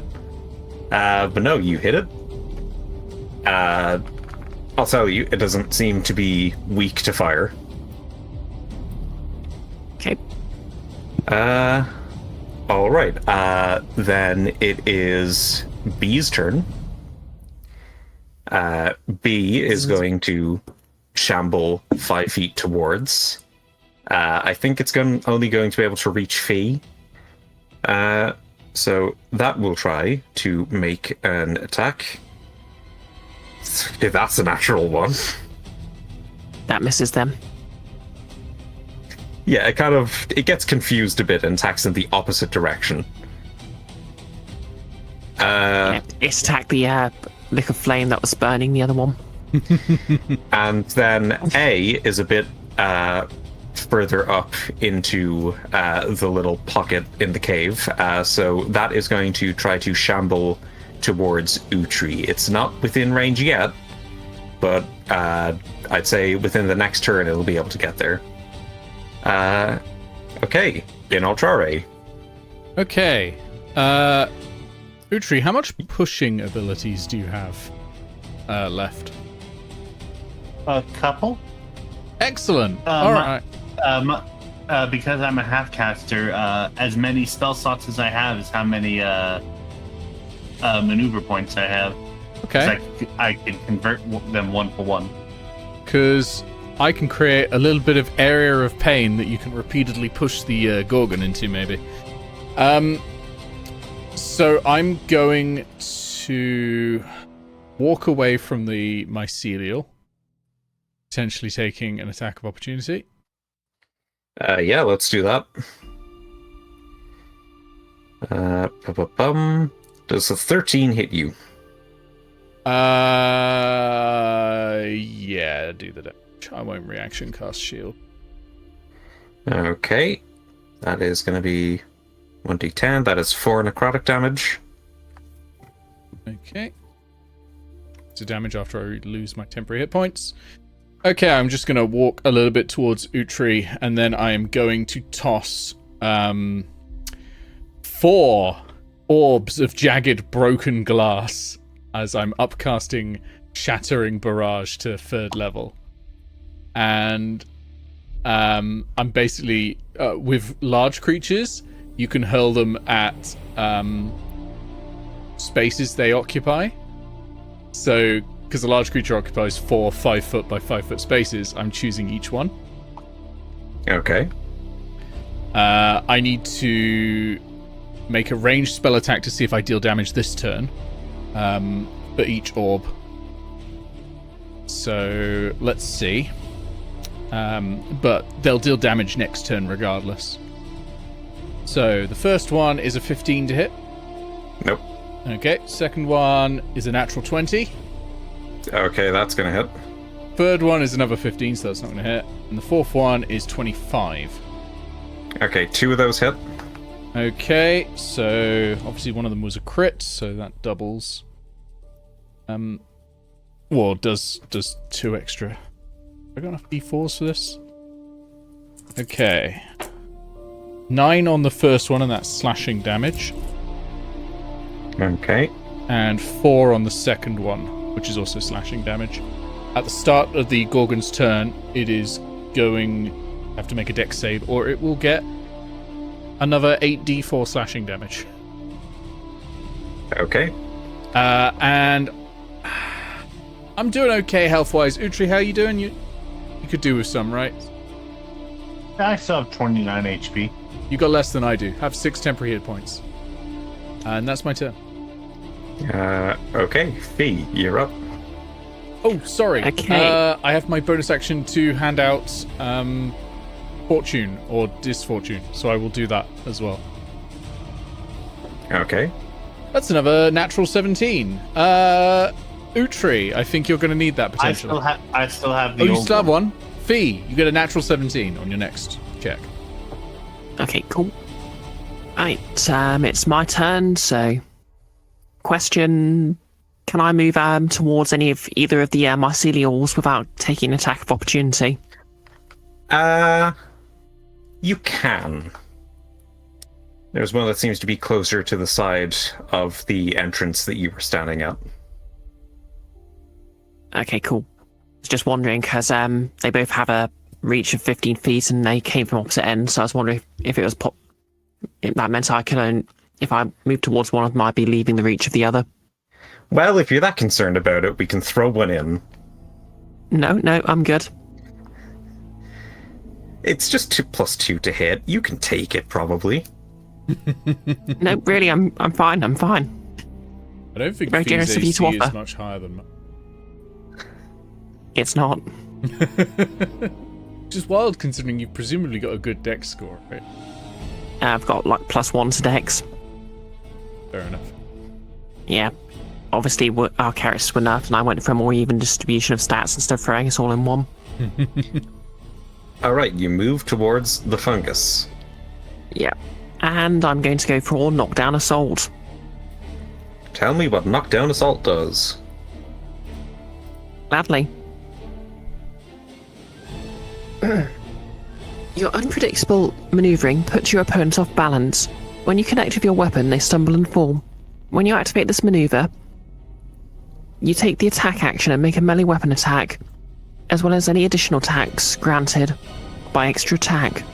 Until the start of your next turn, when you hit with a melee weapon attack against a creature and deal more than 8 damage, it makes a dexterity saving throw or is knocked prone. Okay. Yep. So my attack, that's my dexterity plus proficiency plus the bonus from the sword, so that's plus 7. That is a 16 to hit. 16 is going to hit. Yeah, cool. That's a d8 plus 4. Where's my d8 gone? Is that the pun? That's 11 points of slashing damage. I'll need a saving throw, please. How much damage? 11 points of slashing damage. Okay, 11 points of slashing damage and a saving throw. So that's going to be -5, 7. That does not pass my maneuver save DC, so it is, knocked prone. Okay, you knock the mushroom with, I presume, like, the pommel of your weapon, and it kind of topples over and falls onto the ground. Yep, and my second attack is since it's prone, do I get advantage, or? I don't know. With melee attacks, you do, yes. Okay, so is that advantage like in 5e, or is it more like I get an extra? It's the same as in 5. Going to presume it's 5e, yeah. Okay. Yeah, this game has advantage and disadvantage, and the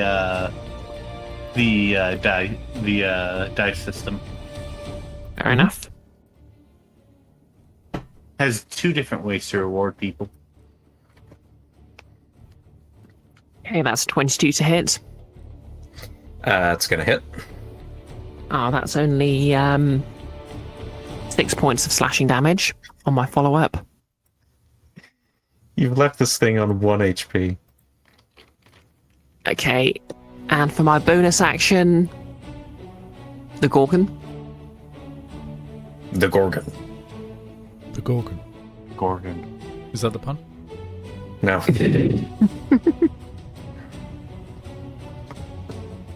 So yep, I'm going to use what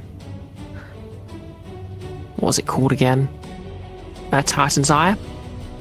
So that's a ranged spell attack, and I can add my attack bonus. So that's a total of +7, as if I was basically attacking with my sword. Okay. Does a 16 hit? No. Damn.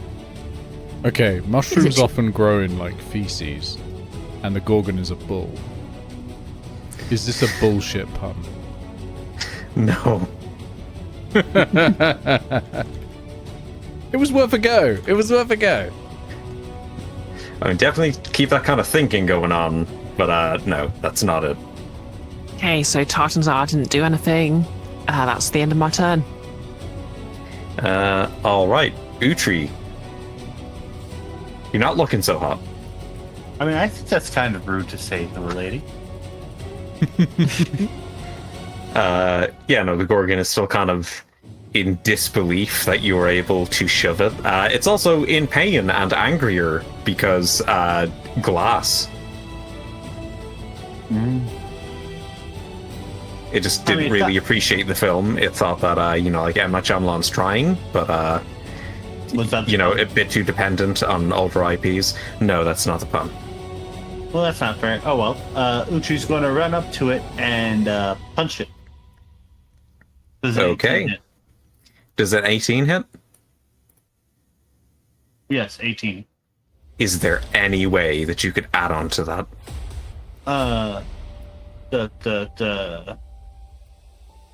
I could 23 hit. Use my only inspiration. 23 will hit. Your 17 failed me, Nick. I did my best. Roll better. Okay, so sweet. I'm going to smite here as well. Very specifically, I'm going to ignite my smite. So I'm going to need it to make a Constitution saving throw. That's not the pun. Okay, Constitution saving Oh no, throw. it makes that the start of its turn.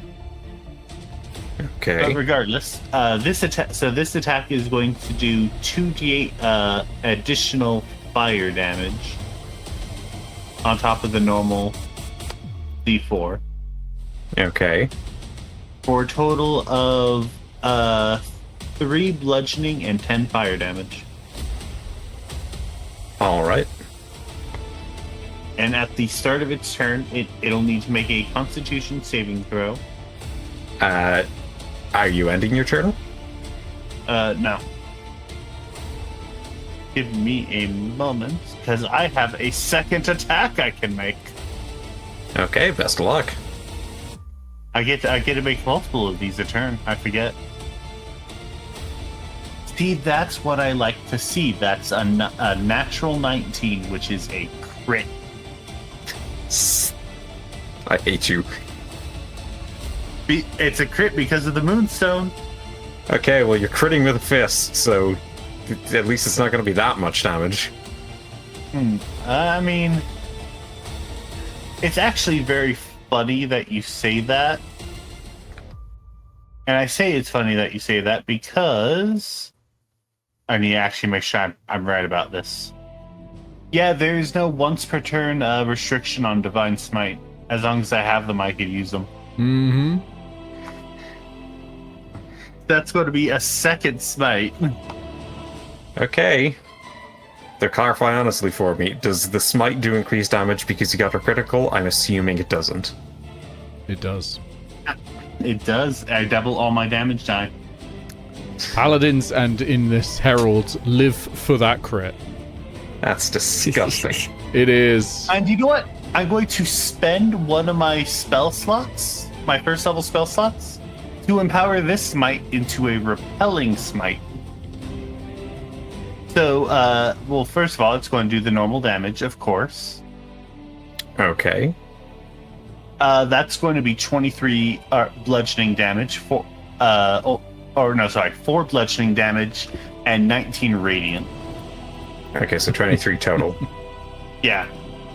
Okay. And I'm going to need it to make a strength saving throw. Strength saving throw. 16. This will be against my...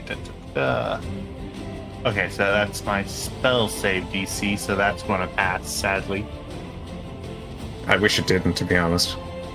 It is going to be knocked back 5 feet. Okay, it is knocked back 5 feet. Is that back into the... Yes, it is. It's already in them, though. That is true. That is true. I mean, if anything, it's doing less damage because it's in less of them now. Yeah, until it runs short, and then it'll be in them again. Okay, I mean, I suppose it could so- go around if it's not if it's a coward. It is a cow. Oh, Is that the pun? No. All right, is that your turn, Utri? Wait, I've got it. Is the pun that there's mushroom to maneuver? No. I don't know, that sounds like it's the pun to me. Is the pun mushroom? It's 'Cause there's absolutely mushrooms and cows. no. None of this is the pun. What I am curious about is if Utri has anything left to do. I'm sorry, I'm using this moment to... You know what? I'm going to... Utri's going to flip her challenge coin. I'm going to call tails. The DM flips a coin, and if it lands on tails, I gain an inspiration. Okay, what action is the challenge coin? Bonus. Have you used a bonus action yet? I have not. Okay, let me roll a coin. Smite is a free action. A coin, that's what you do with coins. Oop, that was a shit one. Tails. Cool, I gain an inspiration. And that's my turn. I mean, that sounds pretty powerful, but I should inform people, if you do not call right with the challenge coin, bad things happen. Yeah, I get disadvantage on my next 2 saving throws, I believe it is. Yeah, it is the Magistrate's turn now, and I believe it needs to make a Constitution saving throw. Yep. I know, Inoltrare, your thing, but let's... What is the Constitution saving throw for? I'll start rolling the damage. That is for my the burning empowered smite. Okay. It's going to need to beat my spell save DC, which is an 11. Yeah, I'm assuming that an 8 doesn't pass. No, please take an additional 4 fire damage, and you'll be making this check next turn. Okay. This lasts until you succeed. All right. Or until a and minute passes, but combat doesn't last a minute. I believe I get a dexterity saving throw against your stuff, Inoltrare. You do, but I thought I might as well roll all the d4s now. Although it's only Do half I the roll- d4s anyway. Do I roll the save once, or do I do it for every... One save. One save. It's for all of them. Okay. That's an 18. That passes, so you take no damage. Cool. So, Gorgon's gonna back out of this whole situation with the glass. And Howard. thank you, Utri, for pushing it, which means that you don't get an attack of opportunity as it veers around you, running towards the wizard. Fucking bring it. Oh dear.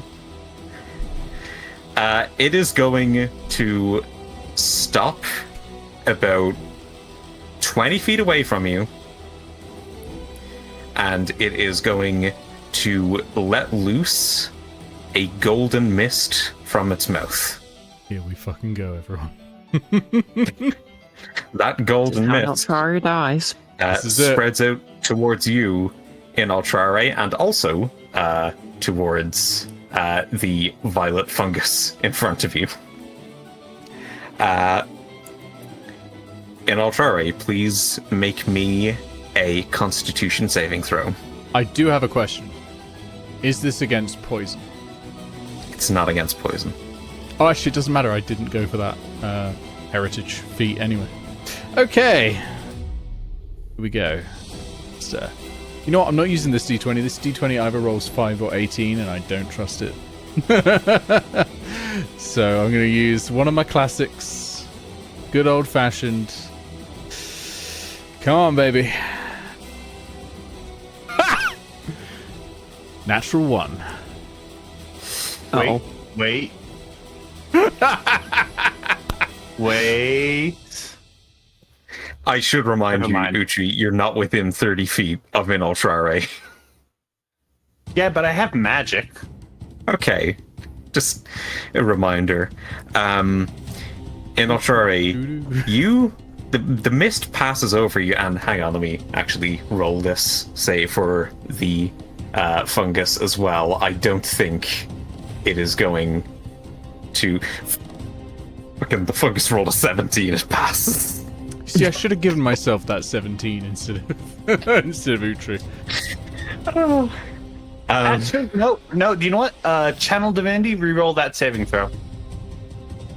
Second check. Okay, Reroll well, if you want the fungus to reroll the saving throw. it. No. And I'll try reroll that saving throw. I surely can't natural 1 again. That's an 8. I'm so sorry. But as the mist passes over you, you feel fine.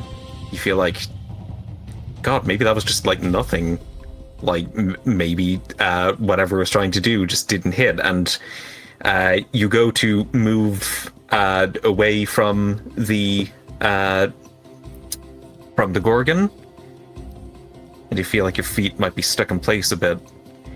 And as you look down, you see slowly creeping up your body from your feet upwards, you are starting to turn gold. Okay. I can handle that. Let's hope you can. All right. Time for fungus. The fungus, which was able to miraculously survive getting hit by the petrifying breath, is going to attack Inoltrare. Fee has moved out of range. Okay, they've got advantage.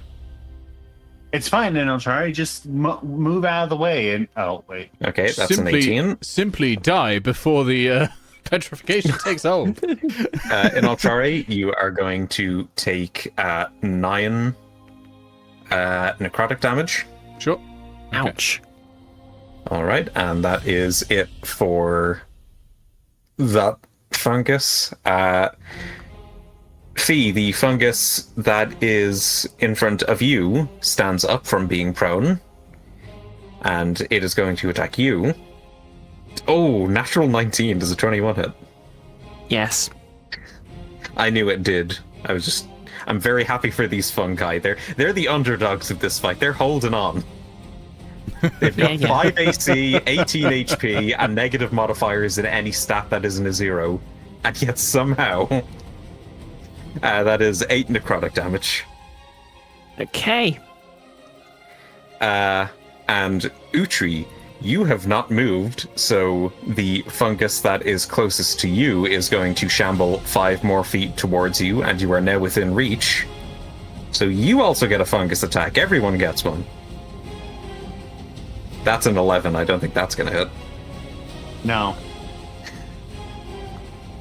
And even if it did, I have resistance to necrotic damage. You do. Okay. Inoltrare. Fuck. Okay, first of all, let's spend a level 1 spell slot to roll a portent and see if I can't give myself a good saving throw. Come on, baby. Natural 1. Okay, well, the Gorgon's getting the natural 1. Wait. Fair enough. Wait, no, give that to me. I give it to Utri, and I don't know why. Because Utri has a certain set of skills with their destiny. Yeah, with my destiny, whenever I roll a natural 1, I get a free inspiration. Interesting. You already have inspiration, so I'm fine with this. Yeah. Okay. Interesting. I mean, I could just give it to the Gorgon, and then they'll miss. Yeah, no, give it to the Gorgon. I already had one. Okay, Gorgon's got a natural 1 coming up in their future. You don't know how tempting it was for me to just let that go without mentioning anything.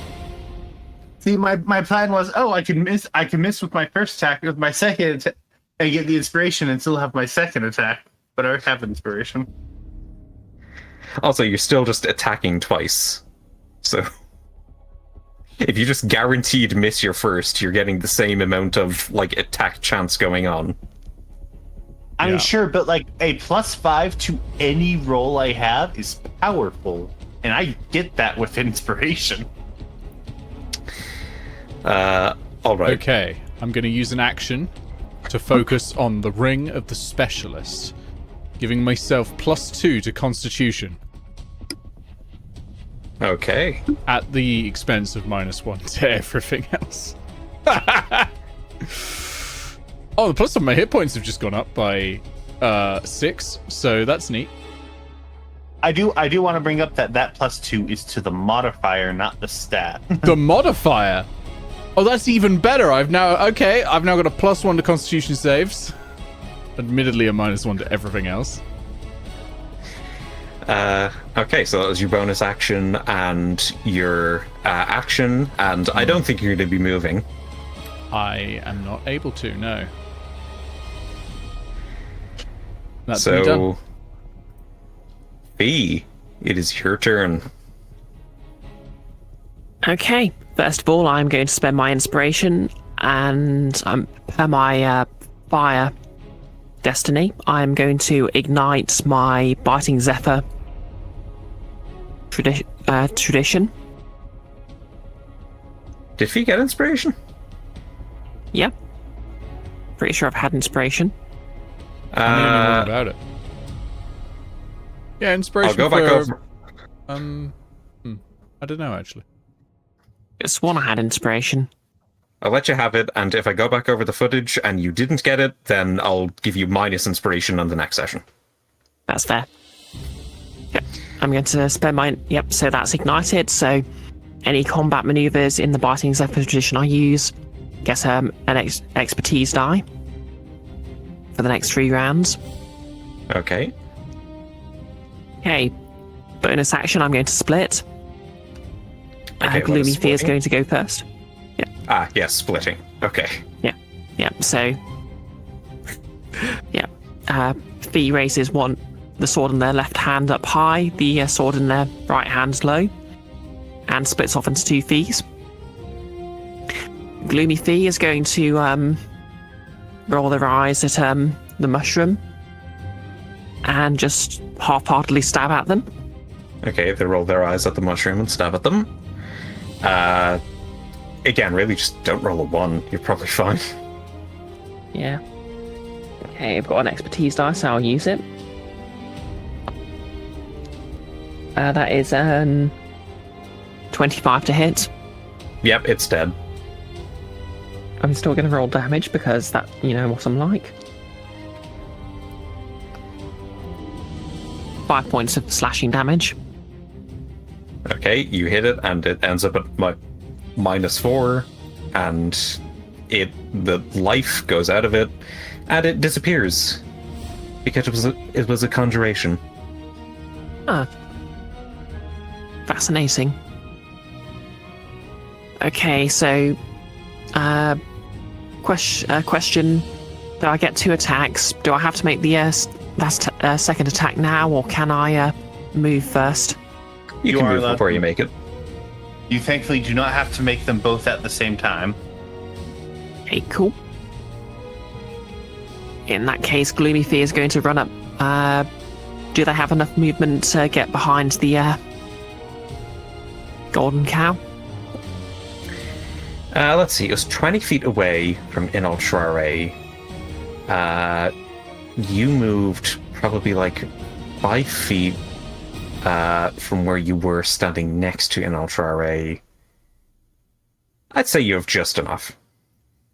Okay, cool. In that case, I'm going to attack the cow. Attack the cow. Yep. I've just realized we're calling it a cow now. Yep. Cow now. Golden cow. Evil It's cat. also not a cow, actually, it's a bull, but... Okay. I mean, regardless, I have real beef with this thing. Is that the fun? No. Okay, so I'm going to use that portent from Inoltrare. So I've got a 17 plus my attack bonus. That is 24 plus my expertise die. That is 26. Does that hit? It'll hit. Oh. I think that might be the highest, attack roll that any of you have made so far yeah. in Guild of Icons Adventures. And obviously, if this deals more than 10 damage, I'm going to need a dex saving throw. Okay, let's hope it doesn't. 12 points of slashing damage. Because I rolled an 8.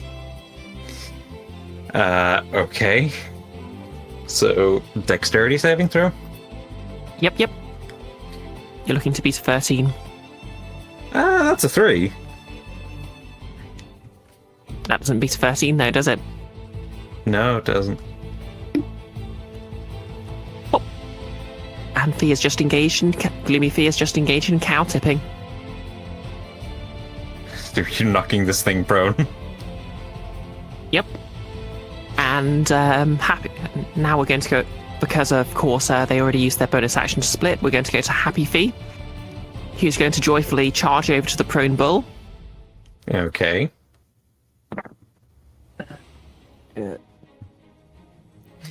See, that's my issue. I'm throwing an encounter at you meant for, 3 players of a certain level. I really need to be doing it for 4.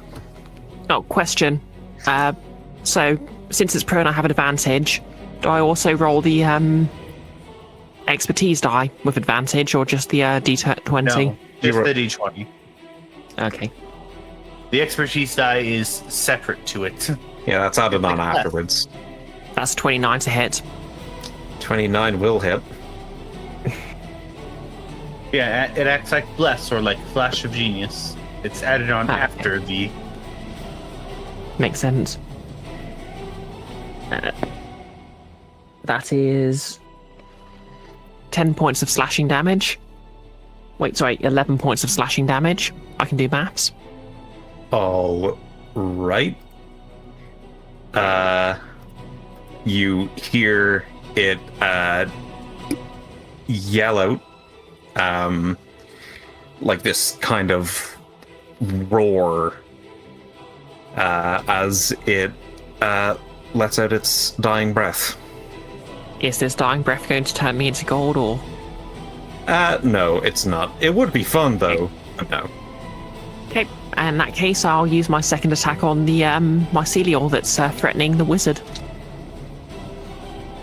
Okay. That's a 26 to hit. 26 will hit. It's 9 points of slashing damage, so it doesn't need to make a save. Okay. Let me just double check if Tyson's Eye can be moved. You keep getting these things down to 1 HP. Okay. So it says I need to spend a bonus action to designate a creature I can see as the target of my ire.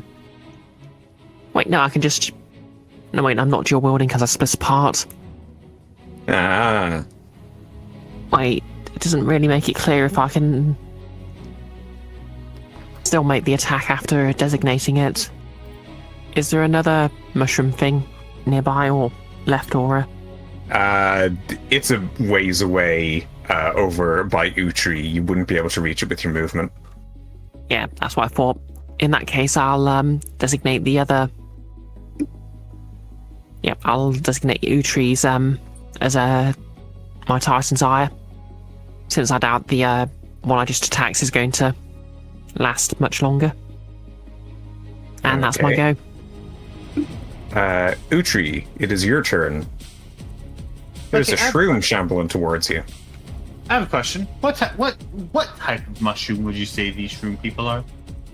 They're not people. They're just mushrooms. Rude.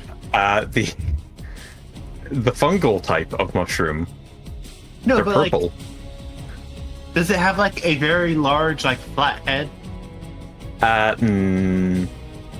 If I were to say to pick it up and put it on its head, would it be stuck there? I'm going to assume, because it doesn't say, that this is one of the types of mushrooms where it's got a cap for a head. It's not entirely flat. Like a toadstool, but purple. Yeah, see, that's what I was asking, because like theoretically it could be any type of mushroom, and if it was one with a cap, I would totally have done that. It's left it stuck on its head. I mean, many mushrooms have caps. Just the shape of this one is not flat. I mean, it's a simple little guy, just doing its best. Yeah, it's doing its best to kill you. I slam my fist directly down into its head. Okay. Make me an attack roll and roll a 1 because it will be really, really funny. Unfortunately for you, I only rolled a 17. Aww. Boo. What's the damages? This will be 6. Oh no, sorry, 5. bludgeoning damage. Okay. If you want to smite any of these, like, it'll clean things up quicker. Fine, I'll smite. You don't have to. I guess. Since you're insisting. 13 radiant. I mean, you can absolutely attack No, it as normal. 13 radiant. I guess that's 13 hull. I'm sorry? Is that 13 radiant in addition, or 13 radiant In the addition. whole? Okay, in addition. Alright. It is not looking good at all. I mean, it's going to look even less good. Does a 15 hit? A 15 is going to hit easily.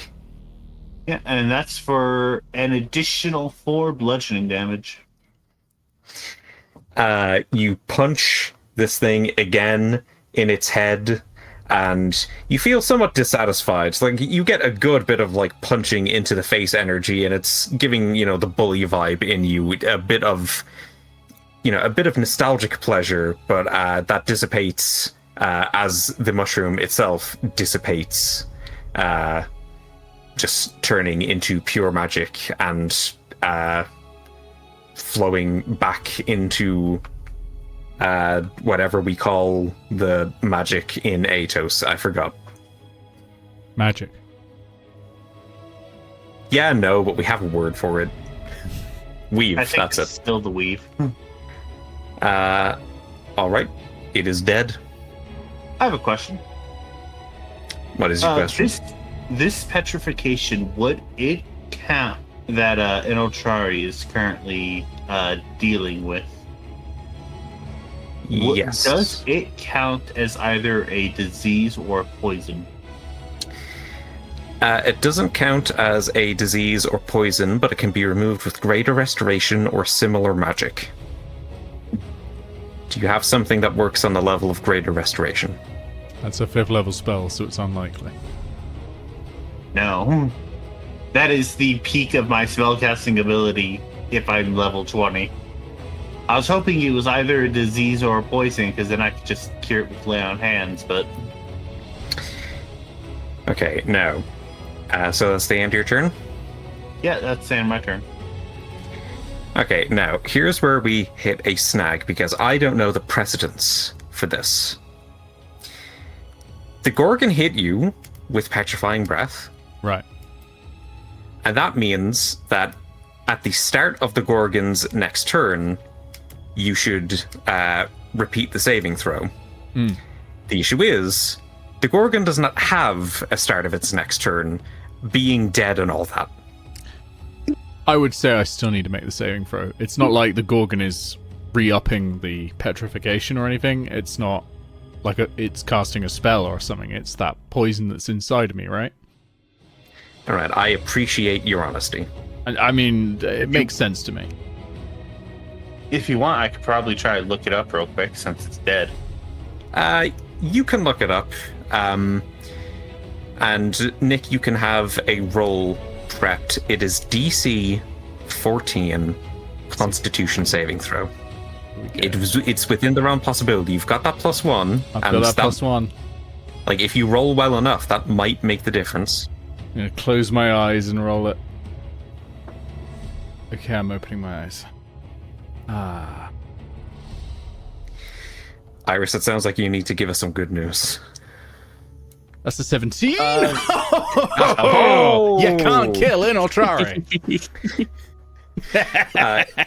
As you see the Gorgon having been slain in front of you, you just feel the surge of like, oh yes, that thing is dead and things are going good, and like I'm feeling a bit better, and just you were able to take like a step forward as the gold that has been accumulating from your feet up begins to break and flake off as you feel yourself returning to flesh where previously it was being turned into metal. You feel the effect waning. Well, that felt horrible. And then you get hit by a violet fungus. That's 1 necrotic damage. It's like the pettiest fucking add-on to your victory. Still got 25. Ow! Still got 25 This thing hit is on- points. I'm doing okay. This thing is on 1 HP. And it is your turn now, so... Okay. I've got to remember my intelligence modifier is 1 less. I'm gonna give it the old shocking grasp. So Alright. that is a 15 to hit. Yeah, that'll hit. It's dead. Okay. Oh, excellent. It's dead. Now, see, Inoltrare doesn't feel the need to roll damage.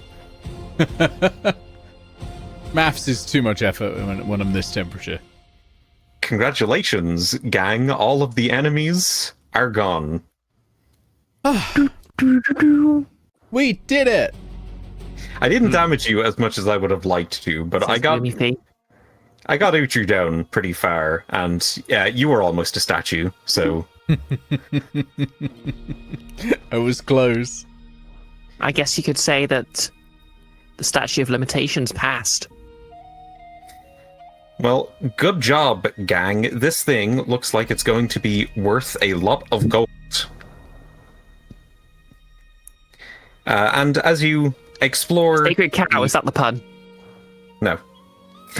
And as you explore the section of the cave a bit more, in Inoltrare, you are able to, or anybody, I suppose, who wants to investigate the dead body, are able to get there without any issue. And you see where the Gorgon was lying. There seems to be some miscellaneous items strewn about. You could say that they are art items of a particular value, and after the session I'll tell you how much they're worth, and you can decide if you want to like keep any and maybe what they are, because that's cool. Nice. There's also a bunch of gemstones, which also we will determine after the session, because holy shit, that's work.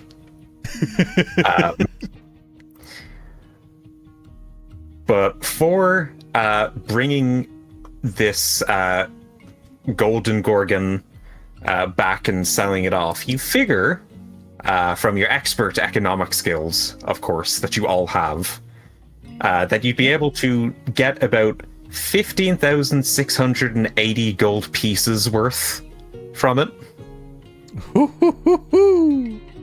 That's a lot.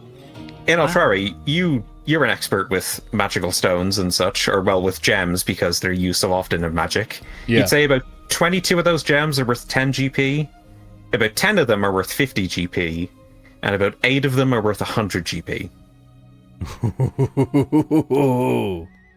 These are beautiful gems, everybody.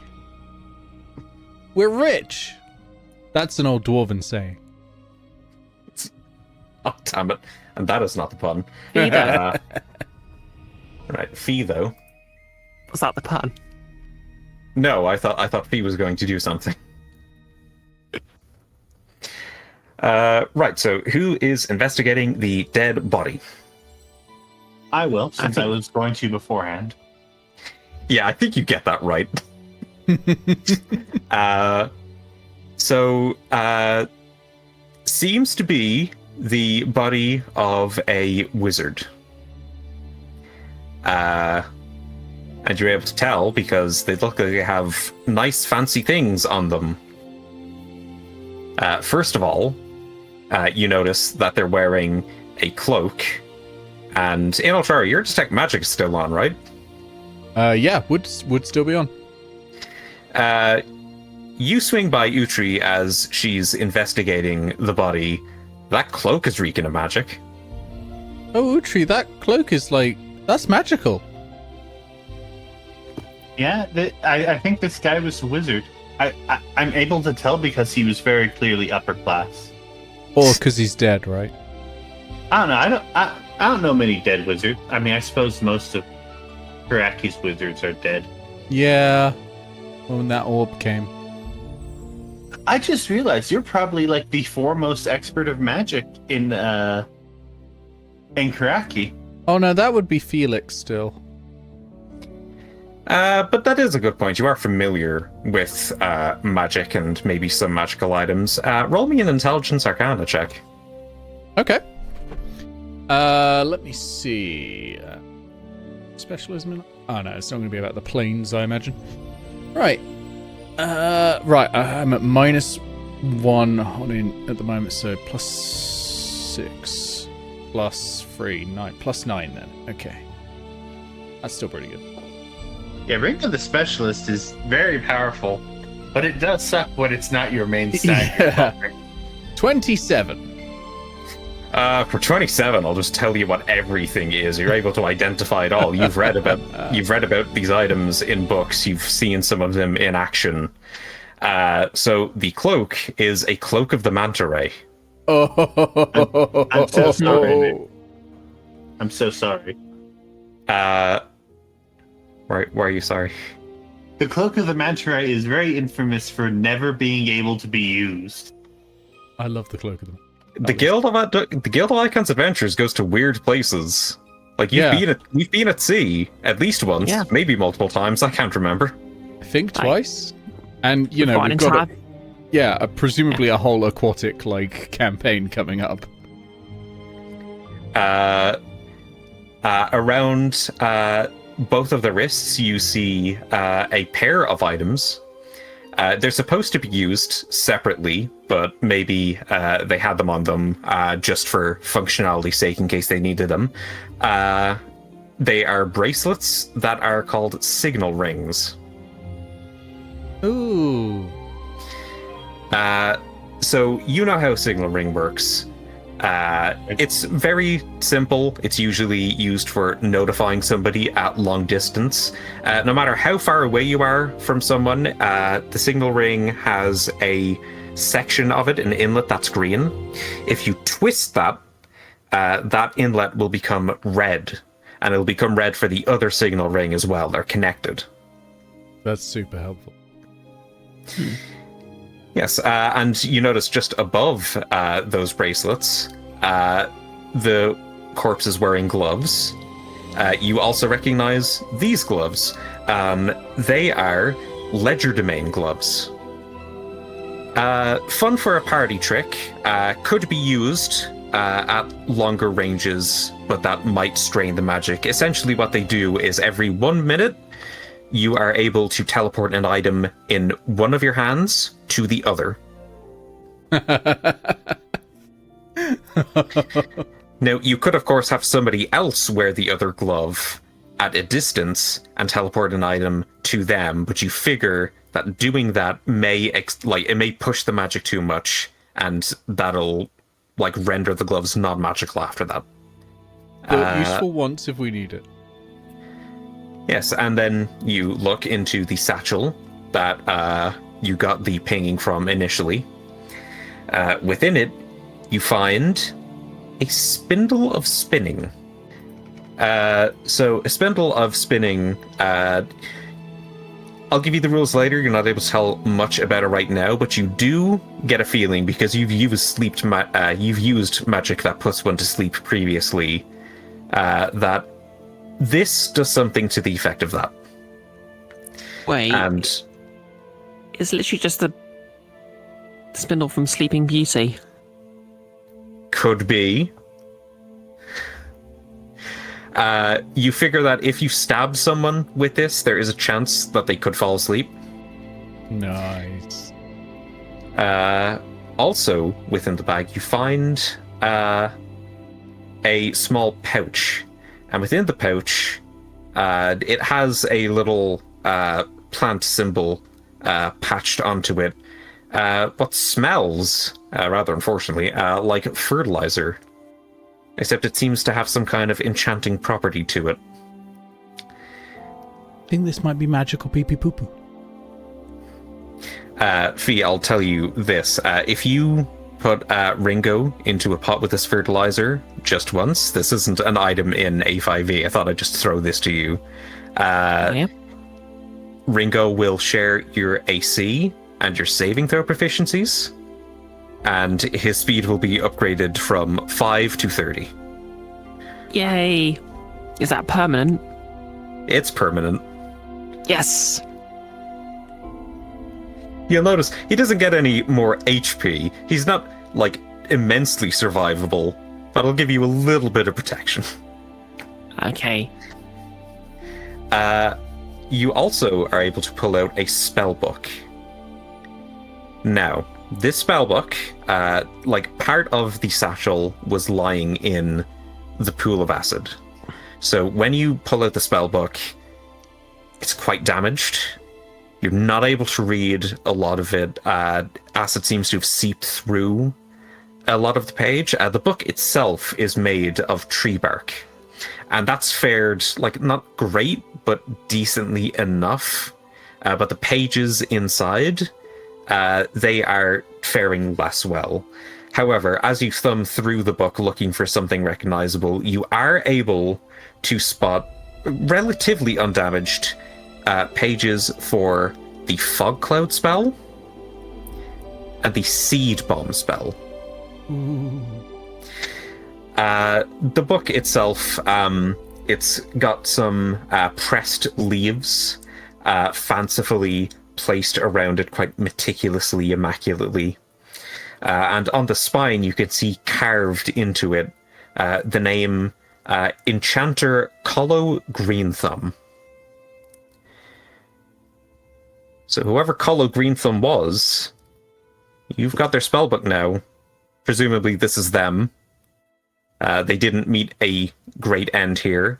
And as you're thinking about it, you're thinking, okay, nature-based wizard. Is that the pun? What's the pun?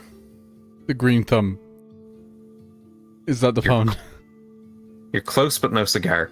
Wait, what was his name? Collo Green Thumb. He's an enchanter called Collo Greenthumb. So you're thinking nature-based wizard, living mushrooms, and now you're thinking, I guess the time to summon 3 violet funguses is about as much time you have before a charging Gorgon is able to gore you. Oh, I get Gorgon. No. Right, that's fun.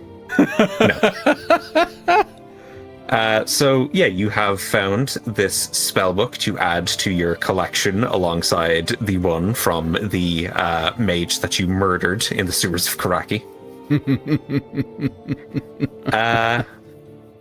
And you figure that might be it, but as you reach into the bag once again, the satchel, you feel 2 rod-shaped objects, and you pull them out. They're wands. Ooh. One of them has 4 charges. As you witness the sheer power in your hands, you hold a wand of housekeeping. Oh. The other one has 4 charges. This is a bit more exciting. This is a 2nd level spell. You hold within your hand a wand of laundry day. No! I knew it! I fucking knew it! Congratulations on your loot, gang. Have fun carrying the Gorgon back to town.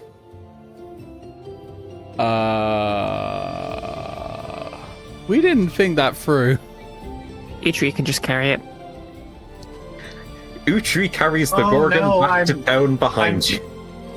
Oh no, I'm horribly injured. I don't think I can carry anything until I get myself healed.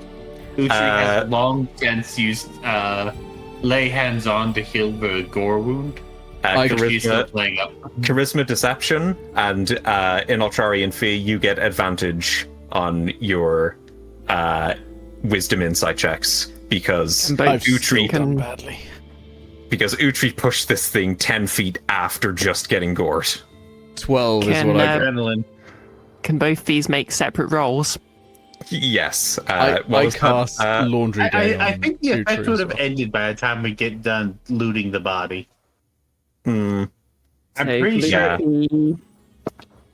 the duplication only lasts a minute. Okay, yeah, it would have ended by then. I cast Laundry Okay. Day on Utri. So 14, Inoltrare falls for the lie. Mm-hmm. Fee, what do you roll? Okay, so as the fees merge back. with Actually, no. advantage, Do you know that what? is It's a 19. I'm using my inspiration on this. 30, 20. What? God damn it!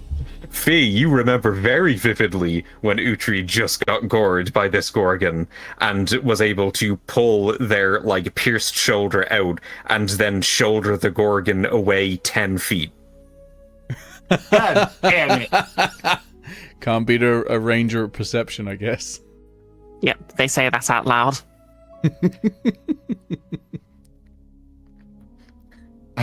Utri begins dragging the corpse. As you leave the cave, and it takes a while to get there, dragging the Gorgon behind you, the bat chimes in from above. Oh, so you found it then? Yep. Yeah, cool. for your help. Didn't know why you wanted anything to do with it. Like, that seemed dangerous.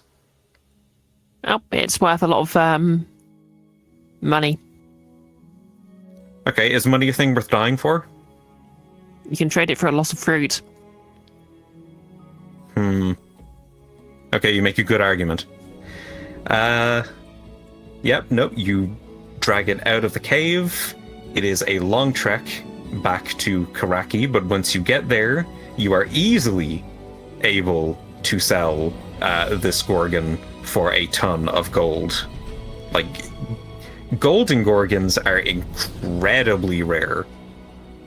Super rare. And you're figuring that the reason that this Gorgon didn't rust like the others is because it was made of gold.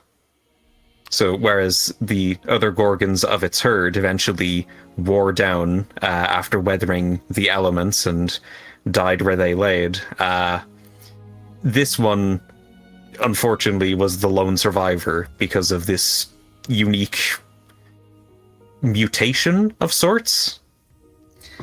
But now it's probably going to be displayed in a rich person's home, or maybe smelted down and made into something else. Who knows? But you're rich now. Congratulations, Trycons. We're rich! We went out and hunted an endangered species and now we're rich. Woo! Well, technically speaking, it was not endangered. It was just a random mutation in a fairly common species. Okay, so it's not special if you hunt specifically albino white rhinos. Or rhinos. That's fine, that's good. That's nowhere near worse. Okay.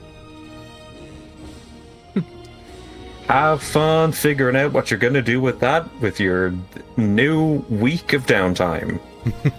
Yay! Okay, so first things first. Once we get to the post-stream stuff, we're going to have to actually divide up all the gold. You are. Is there a second thing, or was it just first things first? First things first. All right, well, we will figure out all of that off stream. I need to know Good what the job, plan gang. is. I need to know. Oh, but then you'd be sacrificing the chance to get it later. I need to know. Do you want me to DM you Yeah, and So let the others have a chance? yeah, DM me. I'm I'm pretty not sure getting the it. pun has something to do with the wizard. I'm the certain it wizard has to do with himself the is wizard. Very likely a reference to something. I thought maybe it was something to do with Midas Touch or something like that, or Green Thumbs being gardeners, but nah, I couldn't get it. Fuck off. That is atrocious. I love it. Oh my god. Yeah, I'm not saying what that is. We weren't getting that. Oh, I hate it. Superb. Yeah, we're gonna end there. Thank you, Pixel, for running another fantastic session. I'm looking forward to the next Guild of Icons adventures. I don't know when that'll be. We'll let you all know. But yeah, thank you so much. Yes, thank you for reminding me that I need to be prepping adventures with 4 party members in mind, thanks to those swords. Don't worry. I'll get you all next time. No, you won't. Inoltrare is immortal. He cannot be killed. He can't. He physically can't. Yeah, you'll kill Wesley in the morning, gossip. Right, I'm gonna mute us all and go to the outro screen and say goodnight to everyone. Thank you for playing with me, and thank you, Pixel, for running. Thanks for the game. Night, chat. Happy birthday, Nick. God Happy damn it. birthday, Crumpet. Ugh. All right, let's go to the outro screen.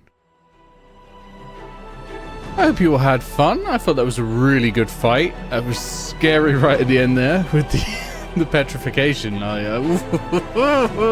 If the dice could be on my side just once. Luckily, well, I mean, technically, I guess they were, but just once, but only once. But yeah, that was very fun. We will be back soon with something next week. I think we've got a Nordmark. We've not got a stream tomorrow. I think we've got a Nordmark next week. Let me double check. Yeah, we've got an Ancient Flavor next Thursday, so that's going to be fantastic. That's Mr. Blue's session, where we're all baking for Guy Fieri. A huge thank you to everyone who supports this stream and all D&D games. The names are coming up in the top left right now. You can get your name here at ko-fi.com/HisCursedness. Thank you very much to Ben Euban, Willow, Supertali ADX, Al Wyvern, Catbat, Icky Fu, 8-Bit Goggles, Craig Burko, Summer B. I've missed some names because it went so fast. I'm so sorry, and I'm sorry Will, I haven't updated the credits screen because I thought I had, and apparently I hadn't. That's my bad. So I'll get that on there as well. But yeah, we'll be back soon. I might do some streams on the weekend because Becca's not going to be here, and I tend to get very bored when Becca's not here. So I might do some Nick attempts or something. I'll see you all very soon. Have a wonderful evening. Have a wonderful weekend.